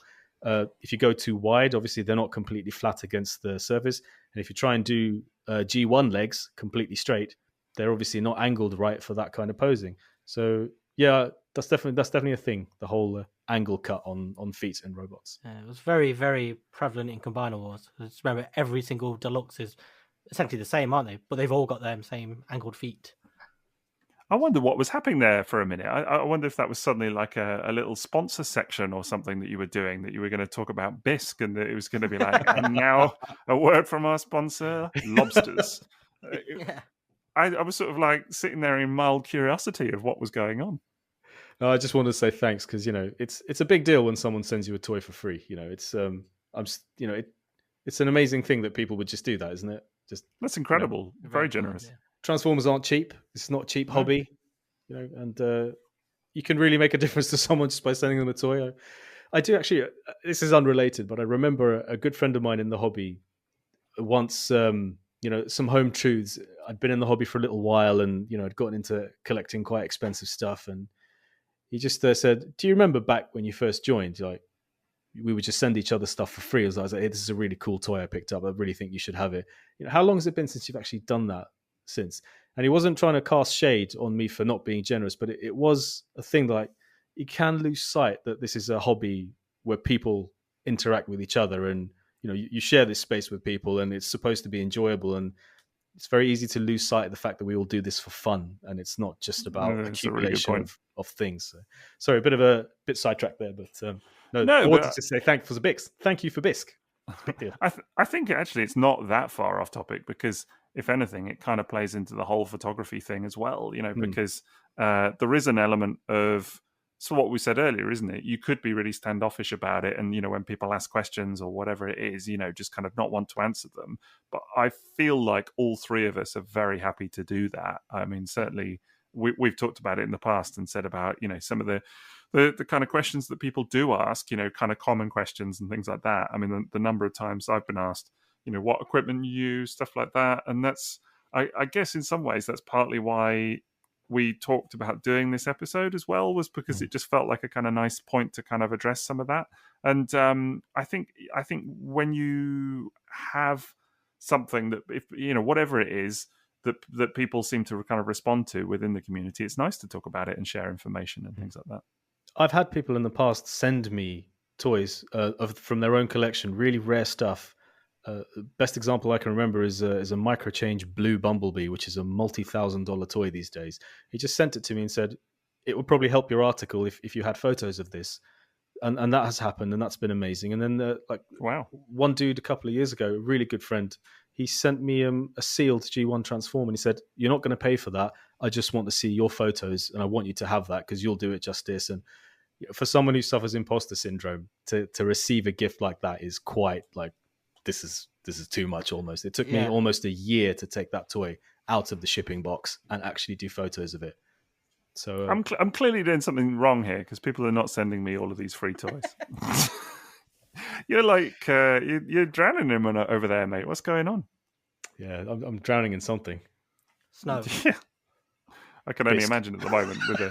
I was going to say with the new McDonald's baby, changeables, mini spice. What is it this week? Take your pick. JRX trains. I'm laughing, but it's true. Right, well, one other thing I wanted to ask about today was how you felt your photography, your toy photography, has evolved over the years. From whatever it may be behind the scenes, that people might not perceive, or just kind of the stylistic choices that you've made. Liam, how about you? Oh, man, it's changed dramatically. Like, when I look back at some of my earlier pictures, I cringe. I don't know if either of you get that. Like, yes. Yeah. But like the difference then, and it's weird how you don't see it at the time in the same way as you do years later. And it's just like, when I started out, it was so much of it was just to have a grown-up excuse to play with toys. And as I've got older and I take photos with a DSLR and all this stuff now, and compose the shots. It's just everything I do is completely different, but in some ways it's still based around the same idea, if that makes sense, because it's still just an excuse to get more time with these toys. Because when you were a kid and you got a toy, you played with it, didn't you, for ages and what have you. As a grown up, you don't. You open it, you transform it a few times, probably chuck it on some shelf to get dust on or whatever. And so yeah, taking photos is just a great way to make these things last days, weeks, and stuff. And and so through that, I've developed so many different photography skills. Even though I do feel like an imposter, I've learned so much, and it's transformed. Ha ha ha! How I take photos. So yeah, I just think it's changed massively. I think it's interesting actually, because I think sometimes, when you get to know someone else's photography really well, and you see it daily, for over years and years and whatever. This is probably true with both of you actually, at separate times. But then it's not until you look back at a photo that person took, let's say 5 years prior or whatever, that you suddenly realized how much they have evolved. You just, in my head, Liam, like, your photos have always looked as good as they do now. Not that they ever looked bad. That's not what I'm saying. But I'm just saying that, clearly there has been an evolution with all of us. But like I think I recently, for doing some episode artwork or something, we were looking for some of your pictures, and I came across some of your older ones, and I was really like stunned actually, just how different they do look. Do you know what I mean? Even just from a few years back or whatever. And I think you're clearly, like, your trajectory or whatever for how you kind of approached it all is quite incredible. But well, again, that's not me saying what you've done. I've got to be kind of trying to word it in the right way, because that's not me at all saying what you ever did was bad. But it's just, I think it's important to acknowledge that we're all of us, aren't we, on a learning curve. Whether you've been doing it 6 months or 6 years, you still kind of learn something new every day. And Maz, you can see the same with yours as well, to be fair. Yeah, I think you're absolutely right there. Comparing photos to older photos and seeing the standard it's a funny thing to say, but I think, like, with your photos, Sixo, they started off at an extremely high standard already. And I think it's a standard that very many people in the hobby would love to have achieved. And that's your starting standard from years ago, on the carpet with natural light, simply because the photos were so incredibly striking. Now, whether you look at that and see technical details that you're unhappy with and ways you can polish it is entirely how you work as an artist. But to look at photos from, like, even myself or Liam or lots of other people, and to see that their photos now are as good as that or better, and than the starting position of an already very talented photographer, shows you how far people have come, and that's really an amazing thing to see as well. I don't really think I don't know if it's true for you guys, but I don't think you could even be doing this today if you hadn't noticed an improvement in your work. The motivation wouldn't be there. It's just the fact that you have to be honest and say that you're looking at your own photos and you're recognizing that your own work has improved massively, which is what inspires you to continue and try new things. And that improvement gives you confidence to try something kind of outrageous, maybe, like whether it's using these really cool backgrounds or dioramas or investing in cool things to put in your photographs because you believe you can make it work now because you've come such a long way. Yeah, I think that's hugely true. And I definitely, I look back at a lot of my older stuff, actually early robot stuff, and I cringe to high heaven. Honestly, there are photos that I just would not share now because I can just see things that I did wrong at the time, or some of it is circumstantial. I can look at it and think, okay, I didn't have the lighting then, or I didn't have this, or technical aspects that would have made it easier. But there's a lot that is just mistakes that I made as well, So it's very kind what you're saying, Maz. But equally, I do cringe about a lot of that early photography.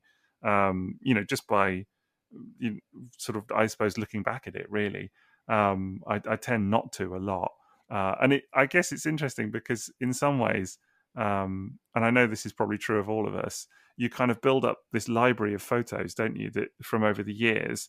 But actually, the reality is that you only ever want to post the sort of newer ones because you look back at a lot of the older ones and think, well, it's not as good as I could do now. I could do better. And I find that I'm forever it's not as good sort to of almost remember. Yeah. I find that I'm sort of like forever almost not like retaking the same shots, but I'm forever doing new photos of toys that I've previously photographed, just because I'm like, well, I look at the old ones and I think I don't want to share that anymore.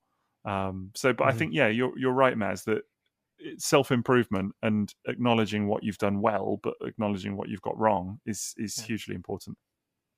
Liam, what would you say is what has made the single biggest difference in your improvement in your photos?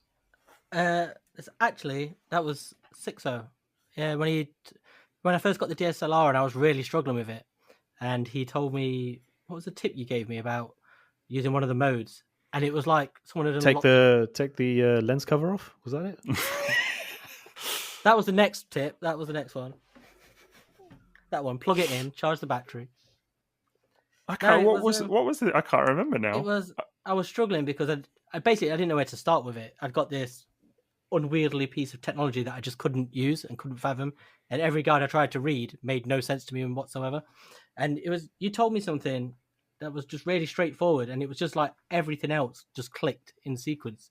And I think it was you told me to use, was it TV mode at first? Right. Yeah. I'm a big advocate of it. I mean, I shoot in full manual, which, I mean, for anybody that doesn't know DSLR photography, like a quick and dirty overview is that, there's a kind of balance between shutter speed, aperture, which is the size of the amount of light that you're letting into the camera, and ISO, which and all three of those things sort of control. They work in like a little triangle almost. If you change one, has a knock-on impact to the others. It's all a lot of people will know this. A lot of people may not, and it doesn't matter, but it's fine.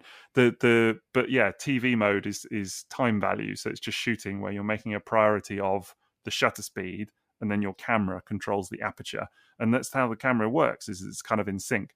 Whereas full manual, you control everything, and I think the way it was always explained to me was that you can start on fully automatic, and fully automatic is the camera chooses everything. So it does the shutter speed, it does the aperture, it does the ISO, it does, I mean, even like the white balance and stuff, all of that can be on auto.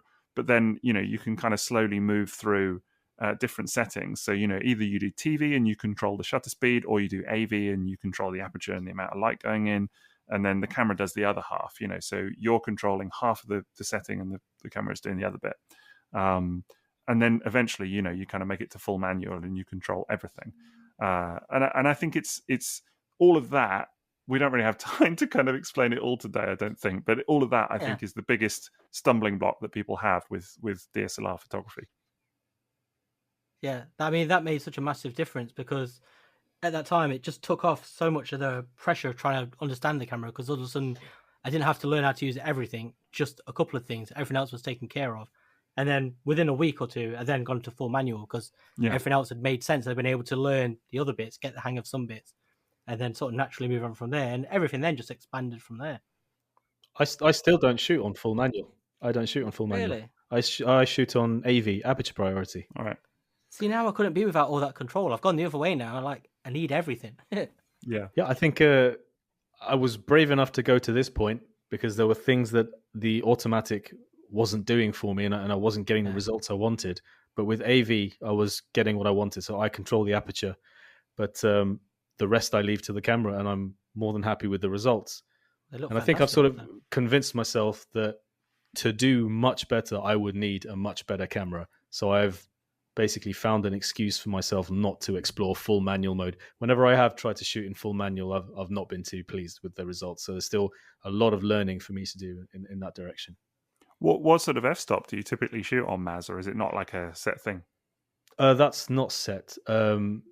So I think normally for so I use a macro lens for most of my photos, and I tend to use something between 5 and 8. I think the most recent photos I did was 7.1, but then I sometimes switch to the stock lens, which is is it 10 to 55? Or 1855 typically. But... Oh, right. Yeah, sorry. And it just shows you how technical I am with this stuff. And that cannot go lower than, I think, 4.5. Yeah, that sounds about right. So typically, but I can get really close with it, and it doesn't get blurry because obviously with the macro lens, I have to be at quite a distance. So I switched to the stock lens, and I can do really nice headshots up close, and I tend to do those at around 4.0, 4.5. Nice. Yeah, I was just interested because obviously you've got quite a distinctive style. I did wonder if you were maybe shooting on a slightly higher f number. Do you know what I mean? To try and get the focus and everything, and try and keep it all kind of looking quite crisp. One thing I've noticed is, and this is obviously a little bit of technical talk, but I cannot shoot with an ISO higher than 100. My photos end up noisy or not particularly clear. I don't have enough light, or maybe the camera lenses don't take in enough light. If I'm shooting indoors in the studio, I always it's a light tent behind me. In the studio, it's ridiculous. Yeah, behind the photos, right? And I just use ISO 100 because that's the way I don't get too much noise in the photos. But when I go outdoors, like the pictures in the snow or in the wilderness, I just put it on auto. It's auto ISO. Oh, do you? In fact, I tend not to mess with stuff. In fact, nearly every photo I take outside of the light tent is it's mostly auto settings. I think it's on P on the Canon. I think that's the setting I use. Yeah. ISO I tend to try and leave as little as possible because you're right. The more it goes up, the more grain you get ultimately. Because the sensor just kind of lets in more light, and it just it can look really overloaded and grainy. And actually, it's a style of in landscape or whatever. A lot of people maybe shoot with a high ISO specifically to get that grainy quality, or in black and white photography or whatever. But in toy photography, it's just not really what you want. You want kind of sheeny kind of look. And low ISO for me all the way. I try and shoot with 100, but sometimes it just has to be like 200. But I think anything really below sort of 300, you've got a nice quality image for sure. I can never make 200 work, and anything other than 100. And for some reason, I just cannot get it to work. Just really? No way I'm ever satisfied with the quality of the photograph. It's always grainy or out of focus or something. I don't know. Maybe that's because I'm not on full manual and adjusting other things, but I don't have this global understanding of how all of these settings work in harmony. So I tend to I shoot at ISO 100 always. It could be your backgrounds as well, because you've got quite like flat color backgrounds. Maybe that shows up the grain a little bit more. I don't know. It'd be on the figure itself mainly. What I'd notice. Interesting. See, I'm the same as you. I only stick to an ISO 100, and every time I try and change it, I can't get it right. So I always stick to 100, and I will mess with every other setting to get the photo I want, rather than touch that again. It's not a bad way to do it, to be fair. I think keep the ISO as low as possible and mess around with the other stuff, and I think that's a good way to go. But if we're in a position where there's this one setting that can be increased, and we have no idea how to maximize that, you can imagine how someone who can't even make ISO 100 work would feel about how daunting a digital camera, a DSLR is as a whole thing. And they're not completely cheap items. Yeah, maybe the entry cost of these has come down over the years, but it's still a conscious investment that it's still an investment. It's like I have to justify how much I'm spending on this. And I can understand how it can be disheartening. Yeah, I think something you said before that I thought was really interesting was, about wanting to get new kit. And I think this is one thing that we've talked about again in the past, that I think I see so many people doing it, though, where they're just like, they upgrade to a DSLR and then they're not getting the results they want. They're like, oh, well, I need a new lens, so then they pump in more money into a new lens. And if that doesn't quite get it, they're like, maybe I need a new body. And, or I need new lights and I need new this and that. And it can be a real money pit very quickly. But I think at the risk of sounding preachy, I'm just a great believer that you kind of work with what you've got and get comfortable with it and learn it, and then upgrade when you need it. If that sort of makes sense. I think it's not always going to get you the results that you want to just suddenly upgrade a lens or whatever. When you said get a new body, I fully expect you to follow that with new minions to command. That's what I heard. Ian Sweeps pop up in the bottom corner. Absolutely. Suddenly Unicron takes over his role in the podcast. As we knew it would. He's sat over there, actually. He's just in the old corner of the room, just looking rather domineering. Taking photos with EDSLR. Yeah, indeed. Well, that's a whole other thing in itself. Taking photos of large toys and things like that. Because just something like Unicron, all bets are off. Really, like you can have. I do think size of toys makes a big difference because you can have a sort of method that works for 80% of toys. They're all kind of a similar size or whatever. And particularly when you're using the same setup every day, and you don't really need to change the settings too much. And then suddenly something like Unicron comes along, and you're like, okay, so how does this work? How do we approach this now? And all the trial and error kind of comes back. If anything, you can still use all of the stuff that you've learned, but the first I took a good couple of photos. I say a couple of dozen of photos of Unicron, just literally testing it out just to see what worked and what didn't, just like what is a good way to shoot this. And still, even then, I didn't necessarily get to the result I wanted in my mind's eye, just because it's such a beast. See, that's why I completely avoid taking photos of large toys now. It's because they're a hassle. Because I can't take photos of, and in the way I take photos of my other toys, it just doesn't work because I don't have the space for sort of the Titans.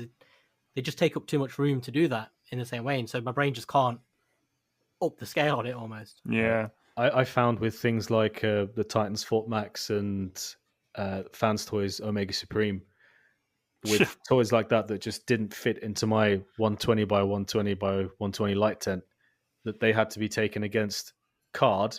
I would use the background card, but then I couldn't use the diffusion of the light box and the lamps. And all that meant was that the photo setup took loads longer, and I had to spend a lot more time in post trying to sort of patch together a background and make them look presentable. And it would just take so much longer to do those photos. It really limits and sort of redefines how you frame the shots, though, doesn't it, as well? Because they take up so much room, and you can see the edges and stuff, and it's so much harder. But then there's a lot of room. Yeah, it made me think about how to make those photos appealing in a different way, because I couldn't make Fans Toys Terminus Giganticus look like I could make a G1 car look in a light tent. I thought, okay, so I've got to do something else with this photo. And it forced me to try new things. And that was a really enjoyable avenue of photography at the time. I think sometimes the best results come out of those times where you're forced to do something different, isn't it? Right, because you can't just rely on the same old, and you kind of need to mix it up a bit. I was the same as you. Terminus Giganticus, that was a mad one. I remember like having to custom build a new setup, new backdrop and everything. I remember you doing that. Did you ever put the sky hooks in? No.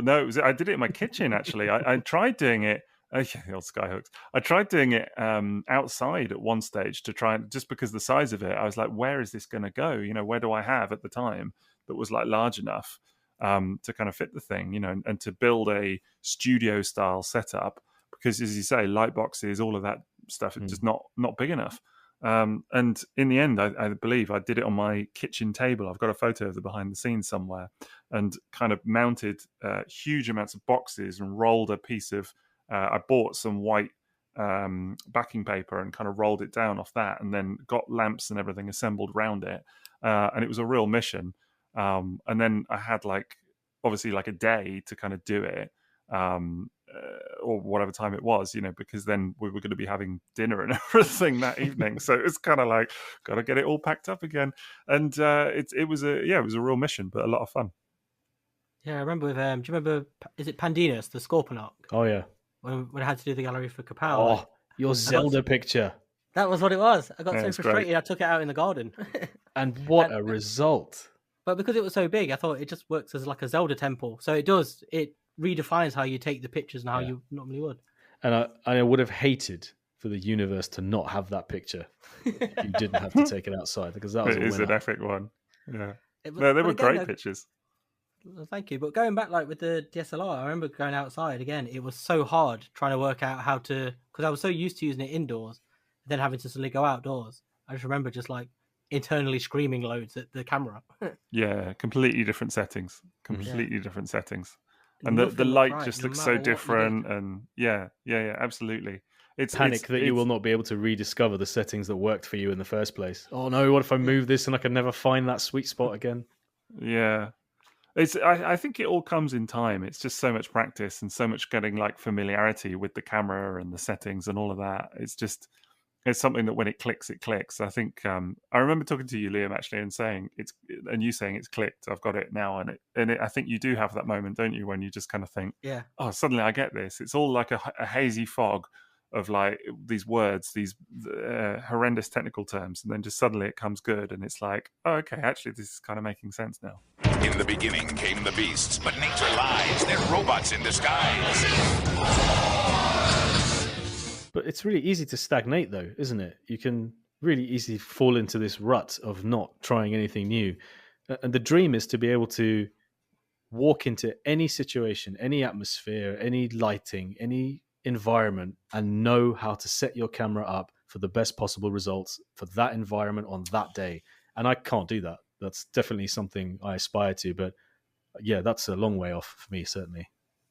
I think that would be difficult only with toy photography if you're doing studio stuff, only because a lot of it is about light and everything. I mean, one thing I would say, if I was being critical of some people's photos, sometimes when I see them struggling online, and I'm never one to be like, hey, this is dishing out unsolicited advice. That's not my gig, or I hope it's not. I try not to make it my way of conducting myself. But I do see people sometimes struggling, and it's because they don't have enough light. And it's literally all that is. All it is they are trying to take pictures of something essentially in the dark, and they're like, they can't get the focus right. They're really struggling to like get something crisp, and it's purely because the camera is having to use a slow shutter to try and get enough light in the lens into the lens, through the lens or whatever, and they're just really struggling with it. And that's one thing that I think you say about being able to walk into any environment. It's difficult because there are just so many. It's not that there are unknowns. You could make it work, but you would have to have a kind of minimum standard of setup, I suppose. And sometimes that's a tripod. I mean, a tripod is essential. Like you were just saying that the camera compensates by increasing the shutter speed. Increasing the amount of time it will open the aperture for to let light in. And then the slightest movement during that time will blur your photograph. So you need a solid base. And if you're used to using tripods, then maybe you can find a way of propping the camera against a wall or a surface during that time. And that comes from experience as well. But buy a clicker button. Yeah. I still don't use that. Oh my I God. still one of the best things press I've it ever with bought. I've got a wireless one. My brother hates this because he keeps giving me stuff like this that he doesn't use. And he's like, you've had that for 6 years and you've never used it, have you? I know you haven't used it. Oh my God, use it. Trust me, it will change everything.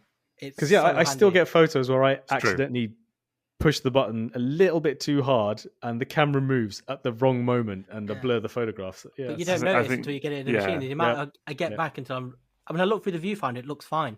Until I put it in the computer and it blows up and you're like, oh, it's all blurred. So that little clicky button, now I just have it on like a 2-second delay. Press that. Perfect.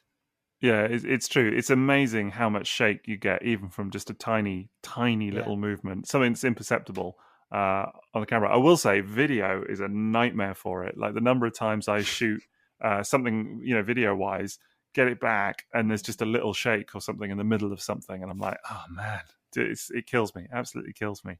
But yeah, with photography, Liam's right. The little auto shutter things are really, really good and make such a difference. But I still now I zoom in when I take pictures. I zoom in on every one on the little camera screen just to see is it crisp or not. It's a little habit I have. Every single photo, and I will not move on until I'm convinced I've got it.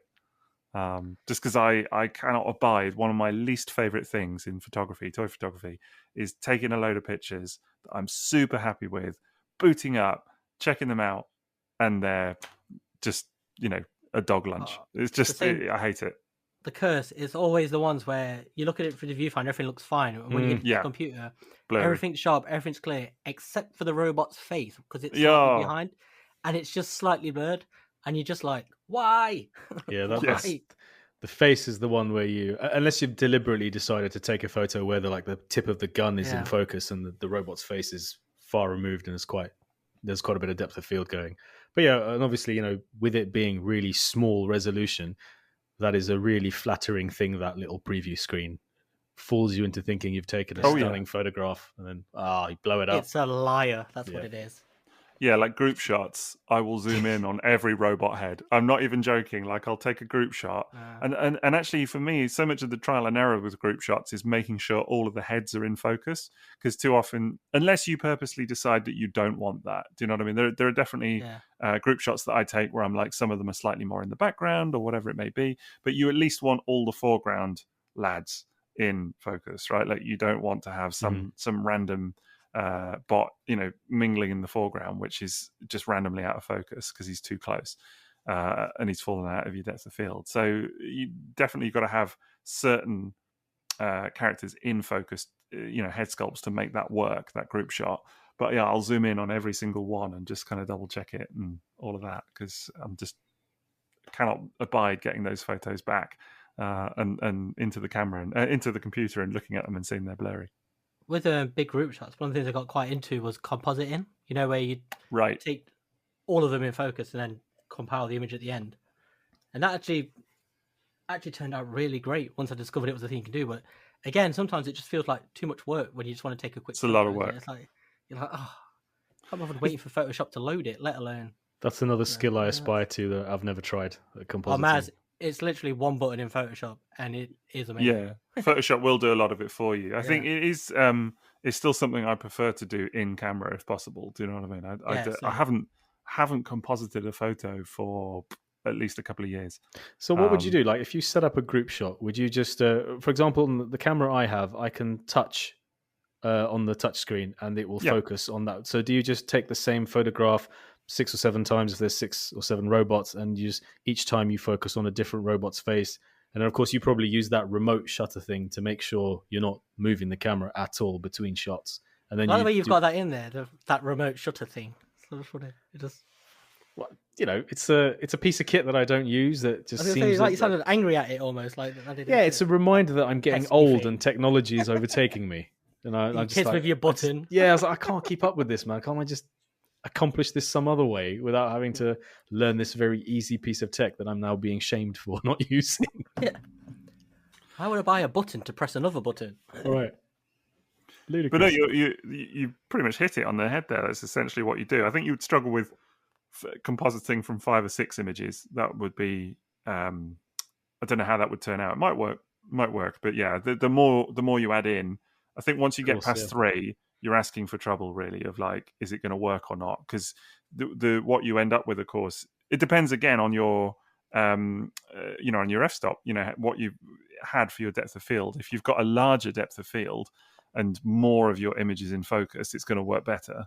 Whereas if you've gone for something like, if you're shooting on something like 2.8, then forget it, because what you're going to end up with is bits of some robots in focus and other bits blurry, and then another guy who's, you'd end up with like 3 or 4 depths of field in one photo almost. It would look really weird. But yeah, essentially you just take the same photo on a tripod multiple times and stitch them together. Well, we were gonna talk about processing and post work and all of that. That was on the agenda to talk about, which I guess we're kind of leaning into a little bit now, almost, of like stuff that we do afterwards. Maz, you mentioned Lightroom earlier, which I think we all use. Liam, is that true for you as well? It is now, yeah. I didn't used to until a couple of years ago, and it's through you guys' recommendation as well. Yeah, there's another way there you go. I picked up that. That's should get sponsored by him. Yeah, I wouldn't be using Lightroom if you didn't suggest it. And I think the only reason I used Lightroom was because I had grown so frustrated with using purely Photoshop that I just simply wasn't seeing enough improvement. And this is very typical of me. I have to reach this level of frustration before I'll try something new. It was the same like with my old job. 14 years of not being happy with the job. Finally, I tried something new. I moved abroad to work in something I didn't think was possible. And that was the same with the photography. I just got so frustrated with the lack of quality. I thought, you know what? I'm going to download this program. I don't care. I'm going to buy it. Going to make it work. And it has just been transformative. I couldn't imagine photography without it. No. The switch to RAW is one of the best things I've ever done. Mm-hmm. It's one of the absolute biggest changes. It's one of those things before you do it, you don't believe it almost. You're like, it might look a little bit better, but I won't notice. And then when you do it and you're editing it, you're like, oh my God. The difference is incredible. it's just so much easier to tell yourself you're not as good a photographer as somebody else, isn't it? It's just so much easier to tell yourself that story and not try the thing that might work for you. Definitely. Well, that's it. Every little step, it completely redefines how you view yourself as a photographer, doesn't it? And how you do take photos. Yeah, talking about RAW, it's interesting. When was it? It was not so long ago. I was randomly shooting a load of images and everything, and got them all loaded up and taking a look. And for a good couple of days, I was like really unhappy with the quality of everything I was shooting, and I just couldn't figure out why. It's all in JPEG. Yeah, I don't know how. I have absolutely no clue how. I'd switched it back to JPEG on my camera, and I genuinely don't even remember. I mean, I don't even know why I would go in and change that, because everything I do is in RAW. But yeah, and it was all in JPEG, and so of course, even doing a little bit of editing or whatever, just the quality's not there. So, and you see it in the final results. It makes a huge difference, definitely. So. But yeah, I think it's interesting because I know. So we all use Lightroom, but I think it's worth acknowledging that there are other resources out there as well, and that I don't want that to sound like you have to spend loads of money on software or whatever, because you really don't. There are actually free alternatives to Lightroom as well. I used GIMP for years. Yeah, GIMP is a popular one, isn't it? Yeah, it's quite difficult to get the hang of, but once you do, it does a lot of the stuff Photoshop does for free. Yeah, definitely. So, what sort of things do you guys do in post typically? How would you describe your post process? For me, one of the things I love to do is when I import directly into Lightroom, the first thing is to make sure I enable camera lens correction for the lens that I'm using. And that's just like, sometimes you think you're looking at a perfectly composed photo, and then suddenly you realize there was a little bit of a fisheye effect when you hit that correction button. So that's like the first thing I always do. And I love messing with clarity. And once I discovered what this effect did, it was really beautiful. It just adds so much drama in terms of shadows to figures, but it's really easy to overdo it. And suddenly something can go to looking really dark, and the contrast becomes really off, and you're not looking at the true color. But I really love messing with clarity because it adds drama to the photos. And I tend to stay away from things like saturation and vibrance, because that does accentuate certain colors and it makes it look unreal in a way. But if I'm going for a really crazy stylized photo, I will whack that stuff up to max. I play with shadows as well, because my photography just sometimes turns out dark. And I think it's because I always put my monitor to dark to protect my eyes. And I sometimes forget that I'm not producing a photo that's going to look the same on other people's monitors. And of course, that's a big thing. Other people's monitors and devices will portray your photo differently to how you see it on your own equipment. I used to do a lot with temperature, with white balance, but since I think I fixed it in the camera and the way I shoot, I'm much less inclined these days to mess with that in post, because I feel it's something I've sorted during the photography, and I'm happy that it's the true color I'm getting. Yeah, and I love to do vignettes, which is something I learned from Sixo. And I was doing the vignettes manually in Photoshop, which was like create an oval, lower the feather. Yeah. But Lightroom, it's one slider in Lightroom. It's so easy, isn't it? It's like, oh, that's beautiful, and I love doing that. So, it does add a little bit of presence to the photo, almost, doesn't it? So totally, yeah. Even if it's really subtle, as soon as you add it and you think, I don't really notice a difference, just undo it and immediately see, oh, that's what it brought to the photograph. But yeah, clarity, vibrance, shadows, and vignette are definitely things that... Oh, and noise reduction. I do a fair amount of noise reduction, because there is sometimes some graininess, and especially in the surfaces that I use. Like I use a flexible card, and sometimes they can look quite grainy when photographed up close because it's paper. So the noise reduction sometimes removes that, but you've got to be careful not to go too far, because you start to lose the finer sculpted details and greebling on actual toys if you overdo the noise reduction.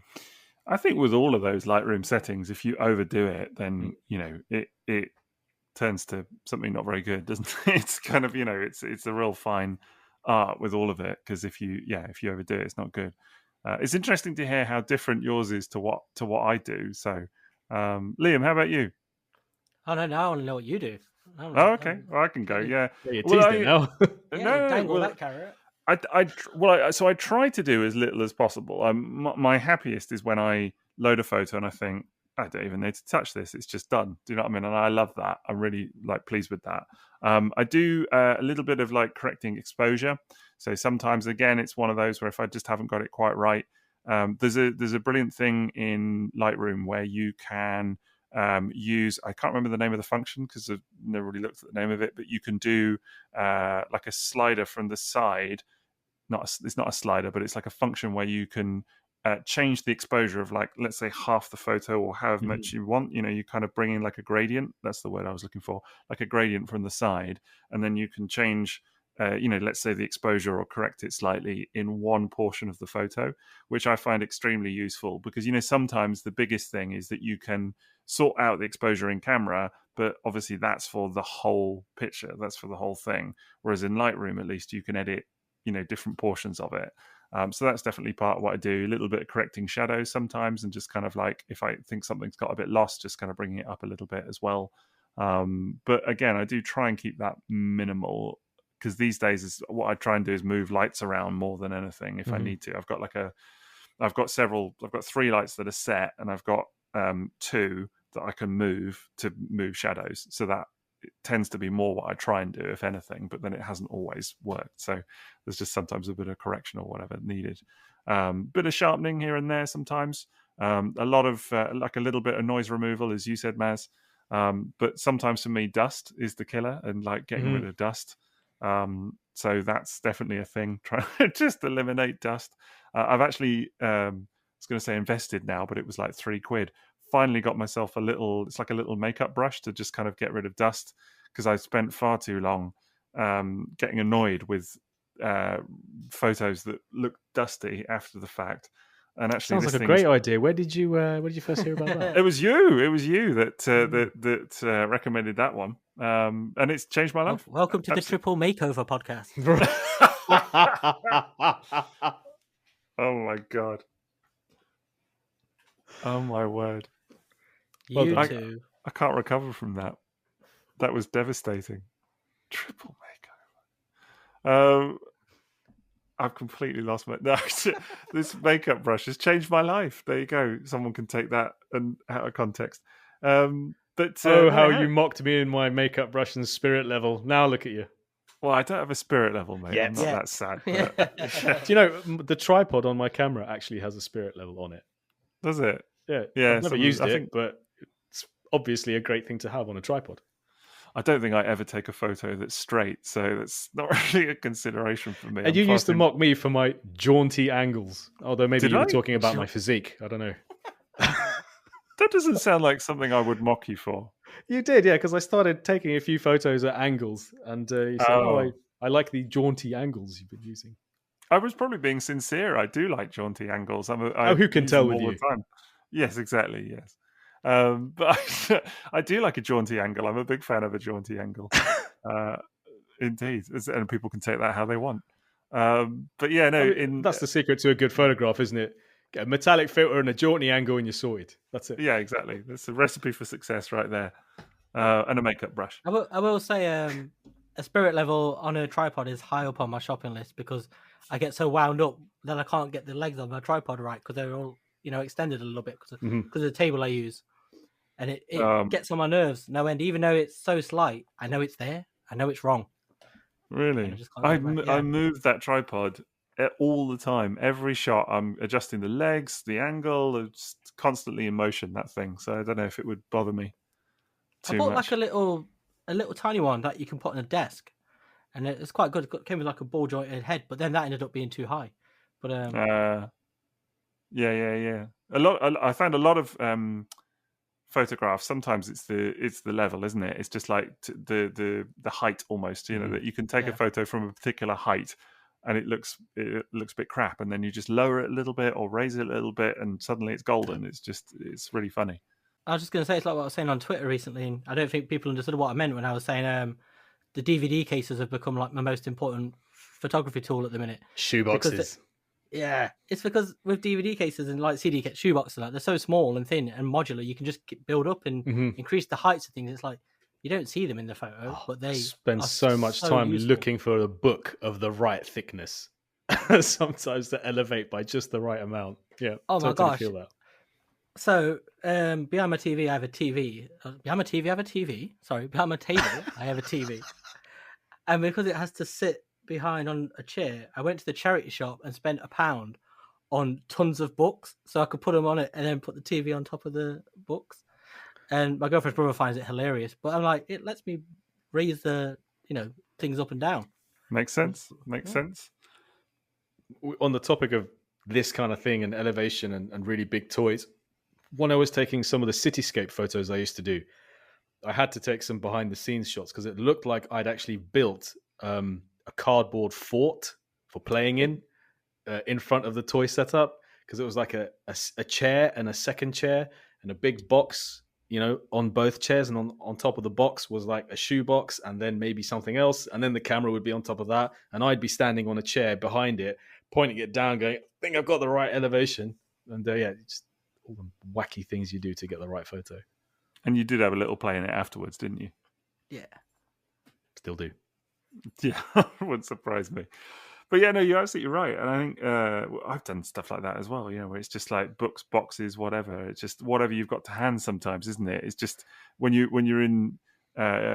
just taking that photo and you just want it to be right, whatever's there that can kind of like prop something up or get it to the right angle, or and I think the makeshift nature of it is kind of fun, actually. I think there's a lot of MacGyvering going on sometimes. Oh yeah. Photos, yeah.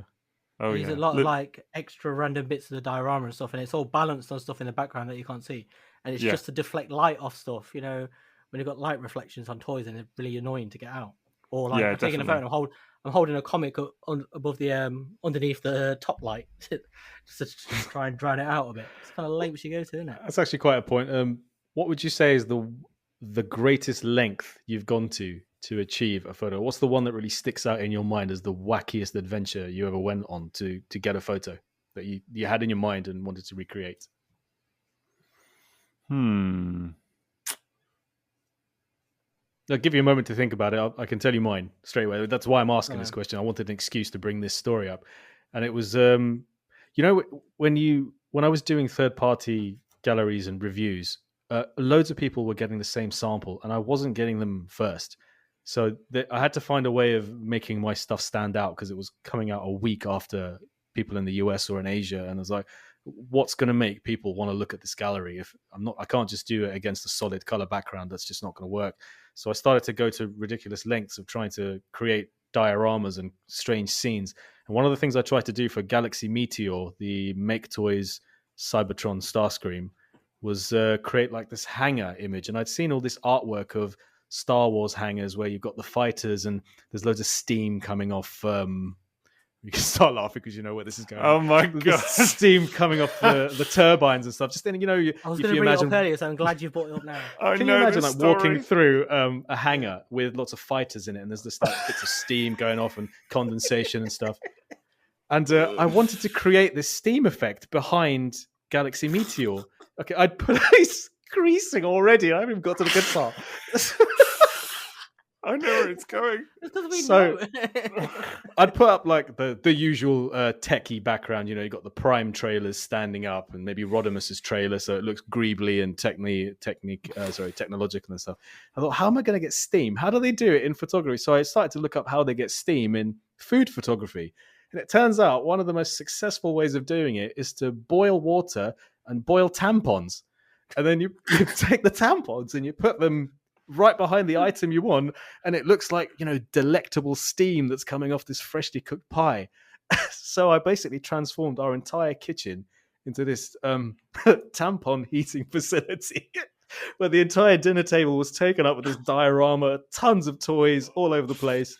And of course I had, like the pan going on the cooker, borrowed some tampons, chucked them in the water, inflated, and then took them out, put them in the photo. I did this so many times, and for some reason, it just wasn't getting any better. And in the end, I think Kit just added steam in Photoshop to it. And it was better than any. Like either the tampons made it too foggy, or it was just this tiny wisp. But But yeah. I remember you sharing a behind-the-scenes photo of your Yeah. kitchen, just privately, and the utter despair you were in of just having like all these soggy tampons just like all over the shop, and just Yeah, like, and you that's were the just picture at that your popped into wits' my head. end. You were at your wits' end with it. You were like, I just don't know what to do I with this. think I made it through an entire pack. Like, no, my wife was like, I remember we were all trying to be like supportive, but also there was a lot of Mickey taking as well. You can imagine. well, it was And, ridiculous, wasn't it? All for this one photograph, and in the end, it was just done with Photoshop. And the worst part is, when the photograph was done, when I picked the one I wanted, I don't know if you noticed, but one of the little Diaclone pilots fell over at the back of Galaxy Meteor, just sitting there, lying on his back. I was like, oh, brilliant! After all that, he fell over. The amazing thing about this is, as soon as you start telling the story, it's not that I think of the photo you took first; it's that I think of that behind-the-scenes photo first. yeah, that's almost more legendary. Pop straight. Go on then, lads, top that.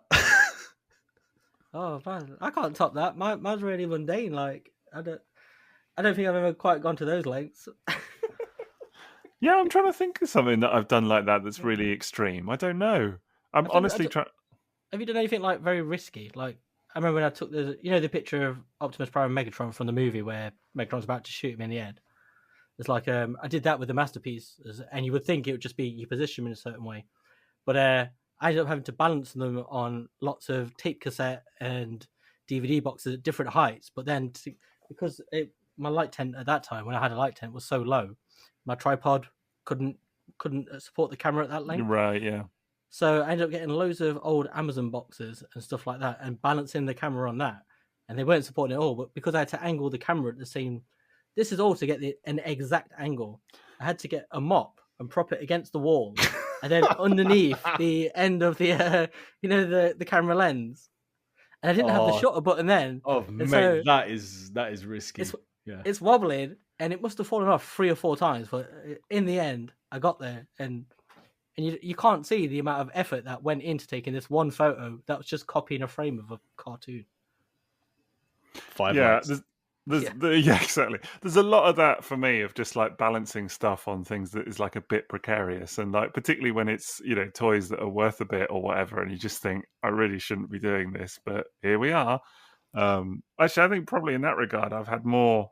I mean, it's similar, but more with video actually. Just trying to do videos of getting some of the sort of big third-party combiners in shot or whatever. There's been a couple of moments there's a DX9 Motormaster, which is like a really long Motormaster. I don't know if you've seen pictures of it, but it's redonkulous. It's I'll have to show you later because you will laugh yourself silly with it. It's funny because it's like someone took Motormaster and then just added like another 2/3 of a Motormaster on the end of it. The trailer is so long. It's like it just keeps going. Yeah, exactly. It's and they've done it because the trailer becomes the combined mode, but it's meant that it's just this ridiculously deproportioned, vehicle mode, and to try and get that in for the video, but I think what I wanted to do was a video with a comparison with loads of other cars, and I just couldn't get because it was like slightly from above, just couldn't get the height required. So I got boxes in there, and then the tripod balancing on boxes and everything, just to get the height and everything. And I think there was a moment where I had to catch the camera because it was kind of like it was all a bit precarious and whatever. But you would watch it and never ever know that was the kind of behind the scenes going on. But yeah, lots of that kind of stuff over the years of just. It's not all professional, is it? It's not like all really polished or whatever. It's a lot of it is Jimmy's. It's the experimenting that's part of the charm, isn't it? Yes. Yeah. It's like I remember when I was doing the pictures of Earthrise Cliff Jumper, and I thought because he's got skis, I thought, I'll get him in some water. This will be easy. Oh man! And those photos no longer exist because it was so hard, and so that toy drowned about 15 times because. I got to a point where I got like a Pyrex dish and I got an old blue shirt out of the wardrobe because I thought, this will look like underwater because obviously water's clear. And then he's in there on blue tack and then he just keeps sinking. Probably so. And then it just looked like someone had put a shirt and filled it with water. That's exactly what had happened. But I'd like tape fake grass around it and everything. And I was like, this is going to be like the defining shot of my life. This. And then in the end, I remember the last one I attempted, I put it on like a dinner tray. And I was just like, I've given up at this point. It's like 6 hours of my life I'll never get back. And all those photos, every time I just looked at them, it just looked worse and worse. Should have just got Kit to Photoshop it. I mean, that's what I did. But actually, That's speaking the of water, I was actually going to bring up the Sixo photo with sea spray, because didn't you do like something really complex with sea spray in the water? It's similar to what you say about the Pyrex dish. Yes, I did try some with real water. It was good fun actually, but I was pleased with the results. I tried it twice. Yeah. Thank you. I mean, I still think I could do better. Given a third shot, it's one I'll probably try to do another time. Although I've got to do something on Fans Toys Sea Spray now, and I was already thinking the other day, could this be one that I get the water out for? And I was like, nah, I'm not there yet. Do you know what I mean? But yeah, it was good fun. It was like I had a massive Pyrex dish, and I filled it with rocks from the garden, and filled it with water. And then I've always meant to ask you, what are those rock-like things you use in photos? They are rocks. Yes, they are real rocks from the garden. Yes. The questions you get, honestly. I know. Yeah, they are real rocks. But yeah, anyway, yeah, filled it with rocks, filled it with water. But as you said, Liam, I had the dilemma of like water being clear when you want it to be kind of cartoony water, and all of that. But yeah, then I think I layered a piece of fake grass into it, and then had to kind of wrap stuff around it, and then put the TV backdrop behind it. And it came out quite well actually in the end. And I think again that was one where I was really determined to get it all in camera. I didn't want to do any Photoshop. I just wanted it to be perfect. And so the little reflection that I got of sea spray in the water was real, and that was important to me. I didn't want it to be a Photoshop reflection or any of that. I remember when you showed it me, I was so jealous because I was so annoyed at the lengths I'd been to like a few months before with this cliff jumper toy, and like memories of all the water that went all over the carpet, all over my room, all over everything part of my house, and just the stress. I was like, and I saw your photos, like, I bet he's done this in one shot. I bet it's taken no time at all. No, it took a long time. It took a long time, and it wasn't one shot. It was many outtakes, many outtakes. And as you said, you have this, particularly I think with those kinds of photos where you've gone to great lengths to get a result, you have it in your mind, don't you, of what it's going to look like. You know what you want it to look like. And then, but the actual, that's an example of where you can picture it, but the getting to that picture is the unknown quantity, how you're going to get there. So you have these ideas like, okay, I'll use a blue shirt and I'll throw that in there. But then the result just is disappointing at times, isn't it? And it's one of those nailed it memes. Yeah, a little bit, isn't it? A little bit. But yeah, no, it's the blue shirt. I think is quite a good idea. Actually, did that not work? No, I thought it was going to be a genius move when it popped in my head. I was like, oh yeah, like the little gif of that guy tapping his head. I was like, there we go. Smart. Now it's just ruined with fake grass taped to it. Do you still have the shirt? Yeah, I actually reused it as my Aladdin Halloween costume last year. Oh well, there you go. But oh man, it looks so bad at the bottom of that dish.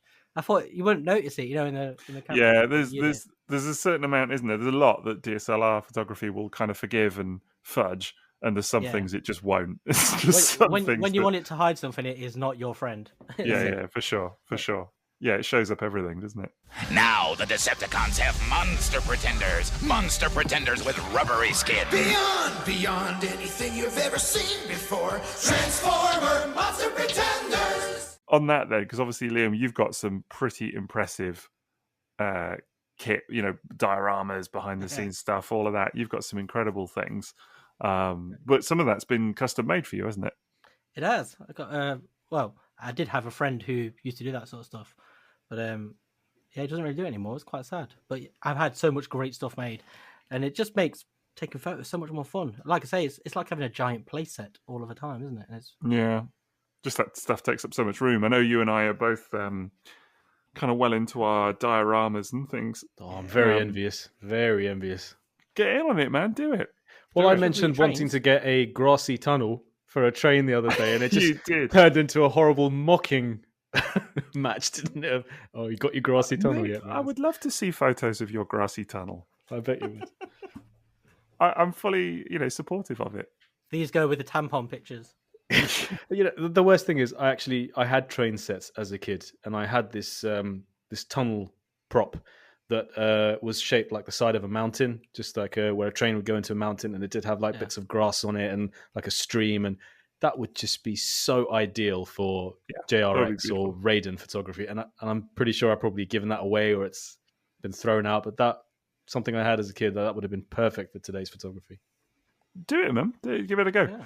I would say the one thing, I'm sure Liam will agree, about doing that style of photography is just the space it takes up. It's just absolutely monstrous. I mean, you couldn't do something like that in a light tent, really. Do you know what I mean? You need way more space just to have the kind of diorama set up, really, if anything, to have the space that you need. I mean, I'm looking at my setup now. I've never really measured it, but, you're talking, I would guess, 2 feet wide, something like that. Do you know what I mean? Just to kind of fit it all in. See, I've got a 6 foot wide table to have it on. That's how much stuff. But so how do you light that and diffuse the light? Because if you don't have a light tent around it, I find that the lighting is really harsh and it comes out in the photo. So how do you just put those little like swimming caps which diffuse the lamps on top of the lights? Soft boxes. Yeah, soft boxes. Okay. Yeah, so portable soft boxes. But I have mine set, as I say, I've got 3 of them, one above, two to the sides, set on armatures so that they're kind of in permanent position almost. Yeah, you can move them if I need to, but then 2 other lights that I can move more freely if I, depending on what I need. Yeah, mine's pretty much the same as that. And I just have one of them where I have 2 setups, the one at the top and one on the left, and one on the right I can move about. But I've got like a lot of little lights as well, like the different color ones that you can put on the back and stuff. Yeah, and little tiny lights. But I think the move from light tent to soft boxes for me was a great one because it just gives so much more versatility. It's a freedom, isn't it, to it? And you just suddenly you feel less encumbered by stuff. It's definitely more better. Do you think I'd still be able to get the results that I get now with a light tent of, just like a frosted silver background or a pastel blue and just put one central figure and that's just the only content in the photograph? Would I still be able to get that effect with soft boxes? Because I tried to do a light tent style photo and line up all of the G1 jets I have, but they didn't fit into the light tent. So I had to take the backing card out of the light tent and I put those the little diffusers on the coil lamps that I have, but it still produced really harsh lighting, but that was the only way I could do it. So you think softboxes would help with that? Yeah, I think you could definitely do it. I think it would be like any change that you make, it would be a 1 step back to get 2 steps forward. Do you know what I mean? I think it would be a lot of trial and error initially to get almost to the same point that you are, because you would make that change and the light wouldn't be the same. So it would be a bit of a change in that regard. But yeah, I absolutely think you could do it because the soft boxes I have, I'm looking at them now, they're sizable things with great big coil light in the middle of it, the bulb, and then it's essentially the same material that you get for the sides of a light tent, but just stretched over a great big kind of square box, and the light disperses through the room. Actually, they're so bright that you could just turn on one of these soft boxes and it would light the room. Do you know what I mean? That's how bright they are. Brilliant. So yeah, honestly, I think you could definitely get that same result. And it just enables you, for me, it was the move to just move them back a bit so that then you allow a lot more space in the middle. You will find, I think, that the light is maybe not as up close. So there's then some settings in the camera, things like that, maybe to change to kind of draw in more light into the camera because it might be a little bit darker just because the lights are further away. But yeah, I think it'll definitely work. The Transformers will return after these messages. Right, well, we've talked about absolutely tons of stuff so far, and I think it's becoming apparent that we're not going to make this an exhaustively comprehensive episode on toy photography. There's just too much to talk about at the end of the day.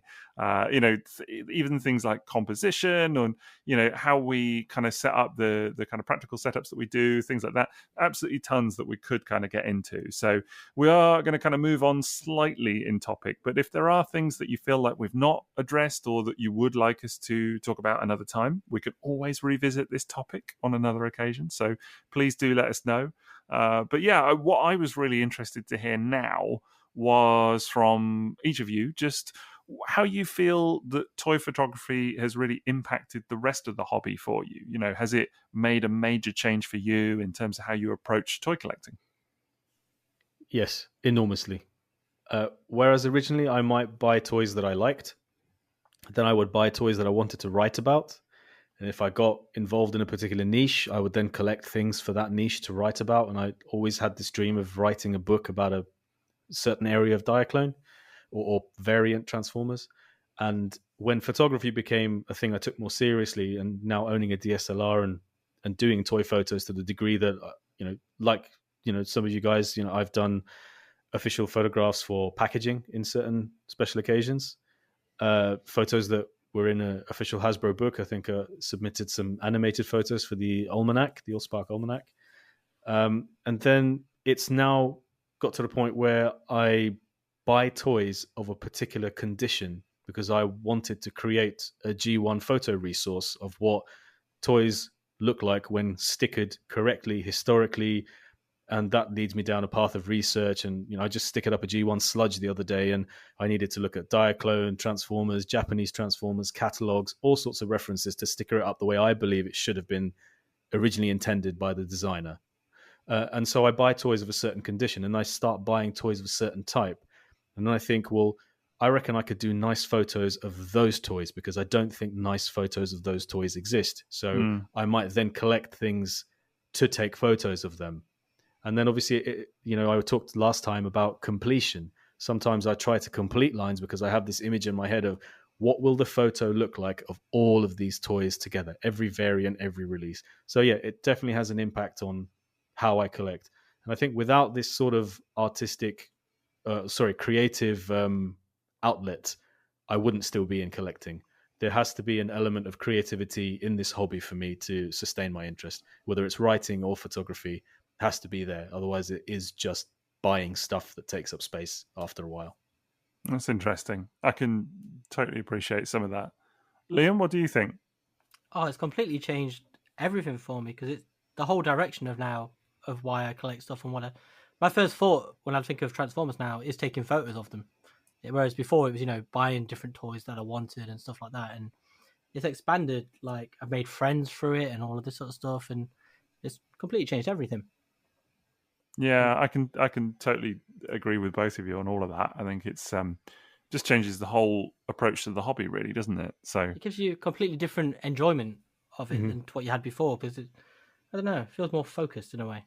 Do you ever feel like you spend more time with your toys? 100%. Because of it, more. Yeah, absolutely.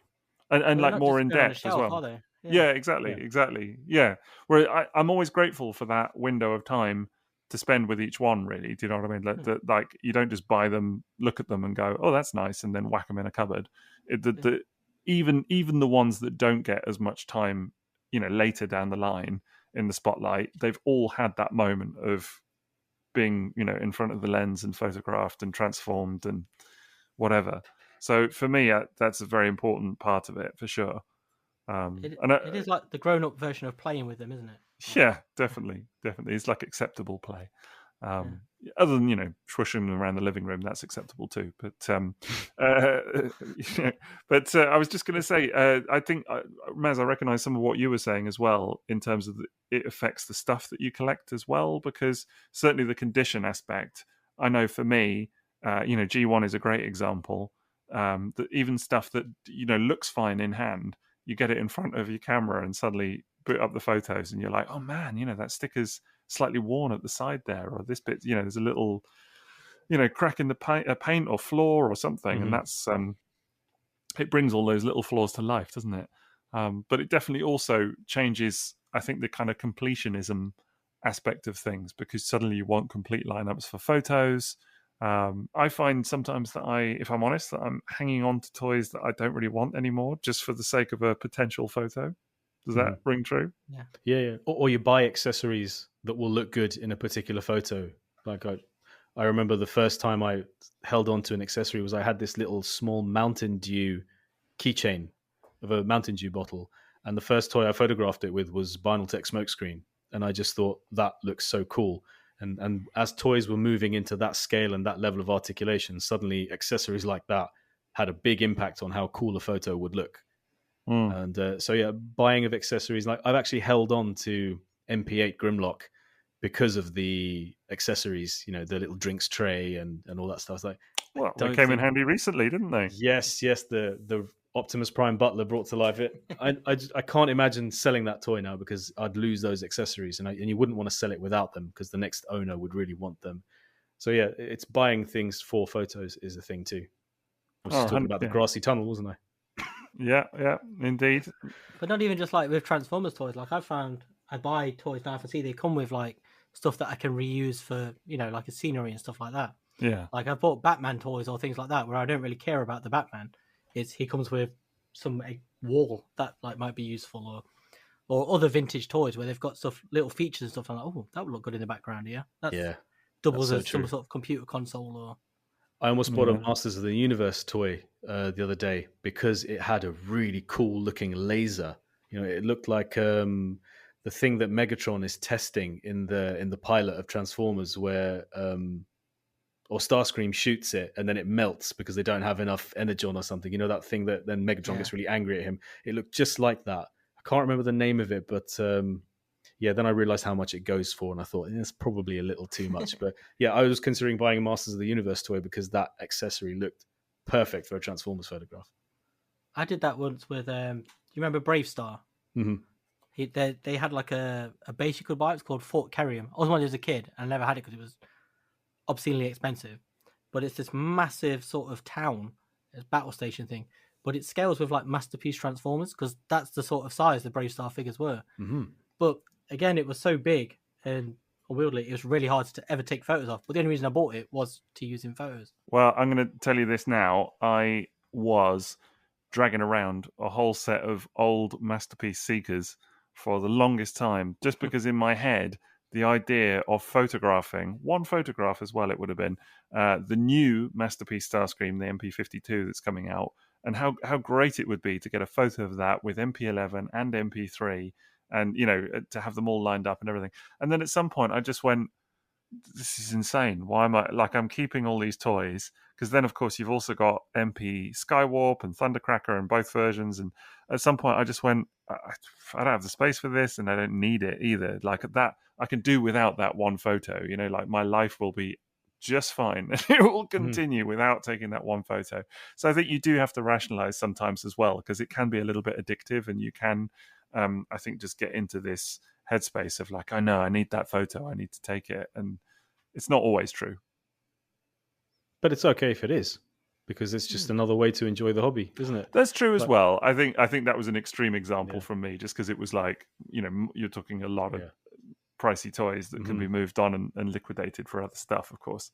But yes, absolutely. I that's not me at all saying, oh, don't do things just for photographs, because it is, I mean, you know, like Liam, I've got diorama bits and bobs as well, and I've actually found shopping for the diorama stuff quite enjoyable, like going on a hunt for like what will work, you know, looking at like fish tank accessories and things like that. And got so much of that. Yeah, just honestly in garden centers and things like that, like looking at what's there, you know, and just seeing like, oh, that would look cool in the background of a robot photo. I've actually found it immensely enjoyable. And there's always that frustration of when you think something should exist, but it turns out it doesn't. That's the thing I was finding with diorama stuff. It's like, I really would like this like racetrack in this particular scale. It's like, it doesn't actually exist. No one's made one. Like, why? a bit like a kind of moon diorama, Liam. That would. I almost mentioned that earlier, but I thought I didn't want to see your hurt face. Oh mate, honestly, I'm still so gutted. I have spent, I don't know how many hours, if I totted it up, searching for some equivalent of a moon diorama to use, just like a moon surface, moon rock or whatever, to use on the floor. Nada, absolutely nada. And Liam I was has like you once. The perfect moon diorama. Like I covet it. I can't even tell you. I think it's time to just commission one. You just need to commission one. I think it's getting to that stage, which is like a whole other level in itself, isn't it? So, but this is one that his mate made for him before he stopped making them. So, I'll send you some more pictures of it if you want. That'll help. Yeah, I'll send you some pictures of RID toys, mate. How's that? Boo. But that started with I used to buy. Do you remember the Lego base plates. Yeah, I had some of And those. there was like the moon one, but eventually they don't look so good in photos. So had one made. Yeah, good idea. Best way, I think. Best way seems to have worked out. Cool. Yeah, I mean, I think if you want to get into toy photography, it definitely changes so much of how you do the hobby and how you approach it. I definitely look at toys differently now, and there are, I think, as you sort of indicated, Maz, there are toys that when I see them, I think, wow, that's going to be fun to photograph.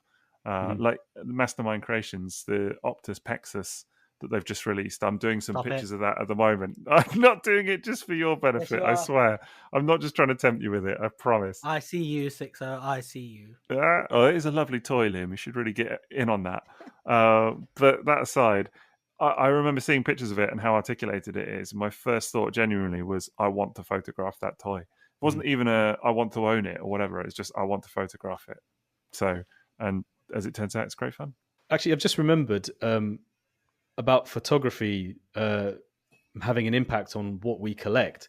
When we were doing the Great Cybertronian write-off, again, that's hashtag GCWO. Check it out on social media. Plug. Plug. We were doing all of 1984 and then all of 1985, and there were some toys that none of us had, and we wanted to have a comprehensive resource. And it was just so fun to do these photographs and then write about these toys, these mini reviews. And I remember actually changing my toy buying priorities to get toys that neither of us had so that I could do the GCW entry. And that's how I ended up with the Power Dashers and Mini Spies, was basically to make sure we could cover those entries. And it was really fun because then it was like, oh, that's going to be my entry. And I can't wait to do the photos in my style and write my mini review of the toy for this project. Yeah, I rebought toys I already had that I was quite happy with in a better condition, just so the photos looked as good as your twos. So it's kind of changed how I bought toys there as well. That was definitely a project that kind of inspired a lot of that, for sure. Yeah, there was definitely I think it was just that aim, wasn't it, to get the G1 toys looking as decent as possible. And it was so much fun, like how, I don't know, that's another way that's kind of what the impact I suppose it's had on me, I suppose all of us, is like just the friendship of it. Like it was just so much fun as chatting about it every day, and like all the different things we were doing for it, and not the one-upsmanship with the pictures, because it was never like that, was it? It was just seeing each person's pictures as they were coming in and going, wow. They were too different to be like everybody's that. They were just style was their own. Yeah, like your swoop photograph and then your power glide photograph and just even the Megatron photograph with that really lovely purple background that you used. It was just reminded me of Cadbury's or Silk Cut cigarettes. It was just so, I would look forward to what you guys were doing. And I think it's funny, like the one that stands out for me the most of Sixo's photograph was that Skywarp photograph. It's like I still remember that. Yeah. It was one of the most striking photos of that entire run of things that we did. It was like, couldn't believe how good you made that toy look. And I just, it was just on one of your road diorama pieces, I think. Was it road? Was it like an airstrip? It was road, yeah. So yeah, that was really fun. I don't think we'd be doing this podcast if it wasn't for that project. Well, that's where this all came from. Yeah. This was where the idea sprung from. I think what you were saying a second ago, Liam, was absolutely bang right. Is that all of this, actually, the photography, everything, has led to really nice friendships as well, and that for me has been invaluable. And it all centers around the photography, but that's the things that sort of spring forth from it. And it's something that we did during an incredibly difficult period of time for everybody. In lockdown, it gave us something to look forward to, and now it's led to this. And this wouldn't be happening if it wasn't for photos that we take and that sort of shared interest. So it's led to this, and it's not a big leap to say that us enjoying photography in toys has led to us having basically a meetup every 2 weeks, catching up with each other, enjoying this, and just happen to be recording it and making something of it. Yeah, definitely. Right, well, it's been a hugely informative and lively discussion on toy photography. I've really enjoyed it. I guess one final question I might have for you both is, who are the Transformers photographers in the community that maybe you admire, the people that when you see their photos in your Instagram feed or whatever, that you think, wow, that's a so and so photo, that looks great. Anyone in particular? It may seem obvious, but there's a reason why when I thought of the GCWO, I came to you two to do this project with, because I just wanted your photos on that project. And I always look forward to the photos that you guys do for Kit's annual UK-based Transformers calendar. So definitely you two. Also, I really like pictures from Marion Hilditch. She was posting really lovely close-ups with soft focus of toy head sculpts. And I remember during like the IDW phase when I was reading a lot of the comics, her photos really stood out to me. We've mentioned Boastful Manfish, John Strong. His photos are incredible for atmosphere and drama and effects, and just they really capture you. Like, they're amazing. And I really I love photos from artists who can be really clean. They make their images supremely clean, and that started with Ben Munn back in 2002. Did amazingly clean Diaclone photography. Robota-chan in the UK did some really lovely photos with, super clean. That's a style that I've sort of gravitated towards. 20th Century Toy Collector, a guy called Mio. You should check out his website. His toy photography is supremely retro and really classy. Really influenced my photos. Tony Bacala on TFW does some incredible photos. Just an incredibly polished result with his photos. They really look the business. He did some photos of Unicron recently, and I was blown away by how good they are. Genuinely. Like, sincere apologies to anyone I've missed. Those are the ones that come to mind immediately. Yeah, it wasn't really meant to be like an exhaustive list, and I don't think it ever could be, because there are so many talented people. I think for my part, we mentioned earlier, Unicron Nemesis. I think his images are fantastic, really, really good. Always consistently good quality. Absolutely, yeah. Really, really good. One for me would be Cybertron Warriors, which I was going to mention him. Yeah, he's excellent photographer, I think. Again, really crisp, really polished images. One thing he does that's really nice is he's very good at sharing behind the scenes stuff. And he put out, I was fascinated by it, actually. He put out, I don't know if it was stop motion or how he did it, but like a time lapse thing of him setting up and taking a particular photo. And I have to be honest and say that the level of effort that went in to that was, for me that knows what I'm doing with the camera and everything, it was unprecedented to see how much he'd put into setting up the shot in terms of the different elements, the different practical elements he used. I guess for me, I kind of forget some of that because a lot of mine stays permanently. Like, my practical setup tends to live. I don't have to dismantle it all the time. So that was that. But also he does a lot of incredible Photoshop work afterwards to really kind of add nice effects and things, which I was quite in awe of. Yeah, I'd just say all of those, and also Joe Moore from the Toy Art. Yes, Joe Moore, absolutely, definitely. He has so much good stuff as well for like diorama stuff. Like, he makes such great little scenes. They're just incredible. Also, want to mention Bryce Rutledge, Brycey. I remember his photos were all quite influential. I really loved those. His photos for me have been some of the most informative. Just seeing particularly a lot of the Japanese G1 stuff in stunning detail that you just don't see otherwise, pictures of things like Landcross and stuff like that, like the originals, non-reissue versions, and the 6 combiners that just isn't publicized particularly, but he's had some exceptional and very crisp and clean images of those. It's quite something. They're very helpful when stickering toys as well, his photos. Yes. Yeah. I think his username was also Hyperoptic. Was another TFW photographer who used to take some really good photos. I mean, he did some really nice photos as well. But there are loads. I mean, you kind of referenced it earlier, but like on the super clear thread, just on TFW, pop in there. Yeah, of course. Just some exceptional photographers. People like Hard Return as well do amazing stuff. Bonkers. Plastic Spark. Yes. Oh, yeah. Josh, Plastic Spark. Great, of course. Gosh, we could go on all day. But there are literally countless amazing photographers. And I think, and even just people that, doing snaps on their phones and things, it's, as I say, it's never really been a better time for it in many ways. It's just incredible to see. You've got to start somewhere, haven't you? Everyone's got to start somewhere. I think if you're feeling like you want to give it a go, give it a go. That's it. And don't be.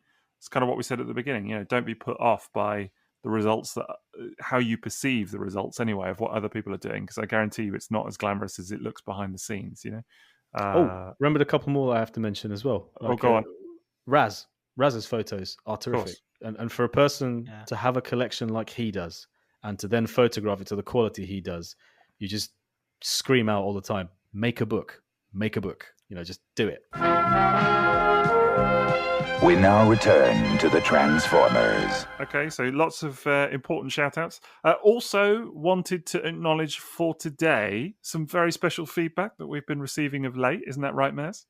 Yeah, I mean, we capture every positive comment that is made about the podcast on various social media platforms, and we put out those photo collages on Twitter. That's how grateful we are. I want to take the time and capture everyone who's taken the time to listen to the podcast and give that positive feedback. But also wanted to thank the people who had gone to the lengths of leaving a really positive 5-star review on Apple Podcasts as well. So Optimus Prime, Skywarp SCS, Spoon Mason, Woodimus Prime, and Captain Alexis. Thank you so much, guys, for leaving such positive, kind reviews on Apple Podcasts. It's greatly appreciated. And of course, if you do want to do the same, we are on Apple Podcasts or many other avenues. But on Apple Podcasts, you can leave us a nice review if you want to, a little comment. Do it now. 5 stars. If you've enjoyed what you hear, leave us a 5 stars. And if you haven't, then maybe piss off. I don't know. But no, I'm joking, of course. No, I'm joking. But seriously, just leave us a nice review. Do it now. Do it right now. Do it right now. Why wait? Why wait? What else are you doing? Yeah, exactly. There's a pandemic. But seriously, it's been a lot of fun doing this one. And as I said earlier, that it may well be the case, I'm sure it is, that there are topics that we just haven't covered today. I can already think of several. I know the other guys can as well. So if there are things that you would like to hear us come back to and do, like a follow-up episode or something a bit more in-depth, then please just give us a shout, because we're well up for that, I'm sure. You may have noticed by now that we kind of like to talk. So I'm sure we'll be all too happy to oblige. Otherwise, it remains for me to say, do look us up on the old social media. We're on Twitter, we're on Facebook, we're on Instagram. We are _takeover on all of those, except for Facebook, where we're just triple takeover. So you can check us out there. Maz, where can people find you? I'm on Instagram, Facebook, and Twitter as @TFsquareone, as one word. Liam, how about yourself? Instagram, Twitter, Facebook, all of those things at Incapable Hulk. Oh no, at Toybox Soapbox. Sorry, I picked up the wrong flashback. Whoa. What happened there? Back in the DeLorean. I jumped into Gigawatt and went back in time. Little time jump there. And you can find me as well. I'm on Twitter, Facebook, Instagram, whatever the other ones are, at Sixo TF. Oh, on YouTube as well. So that's kind of fun. Otherwise, it remains for me to say thank you very, very much for listening, and hope you have a good one. And that's the way the cookie crumbles.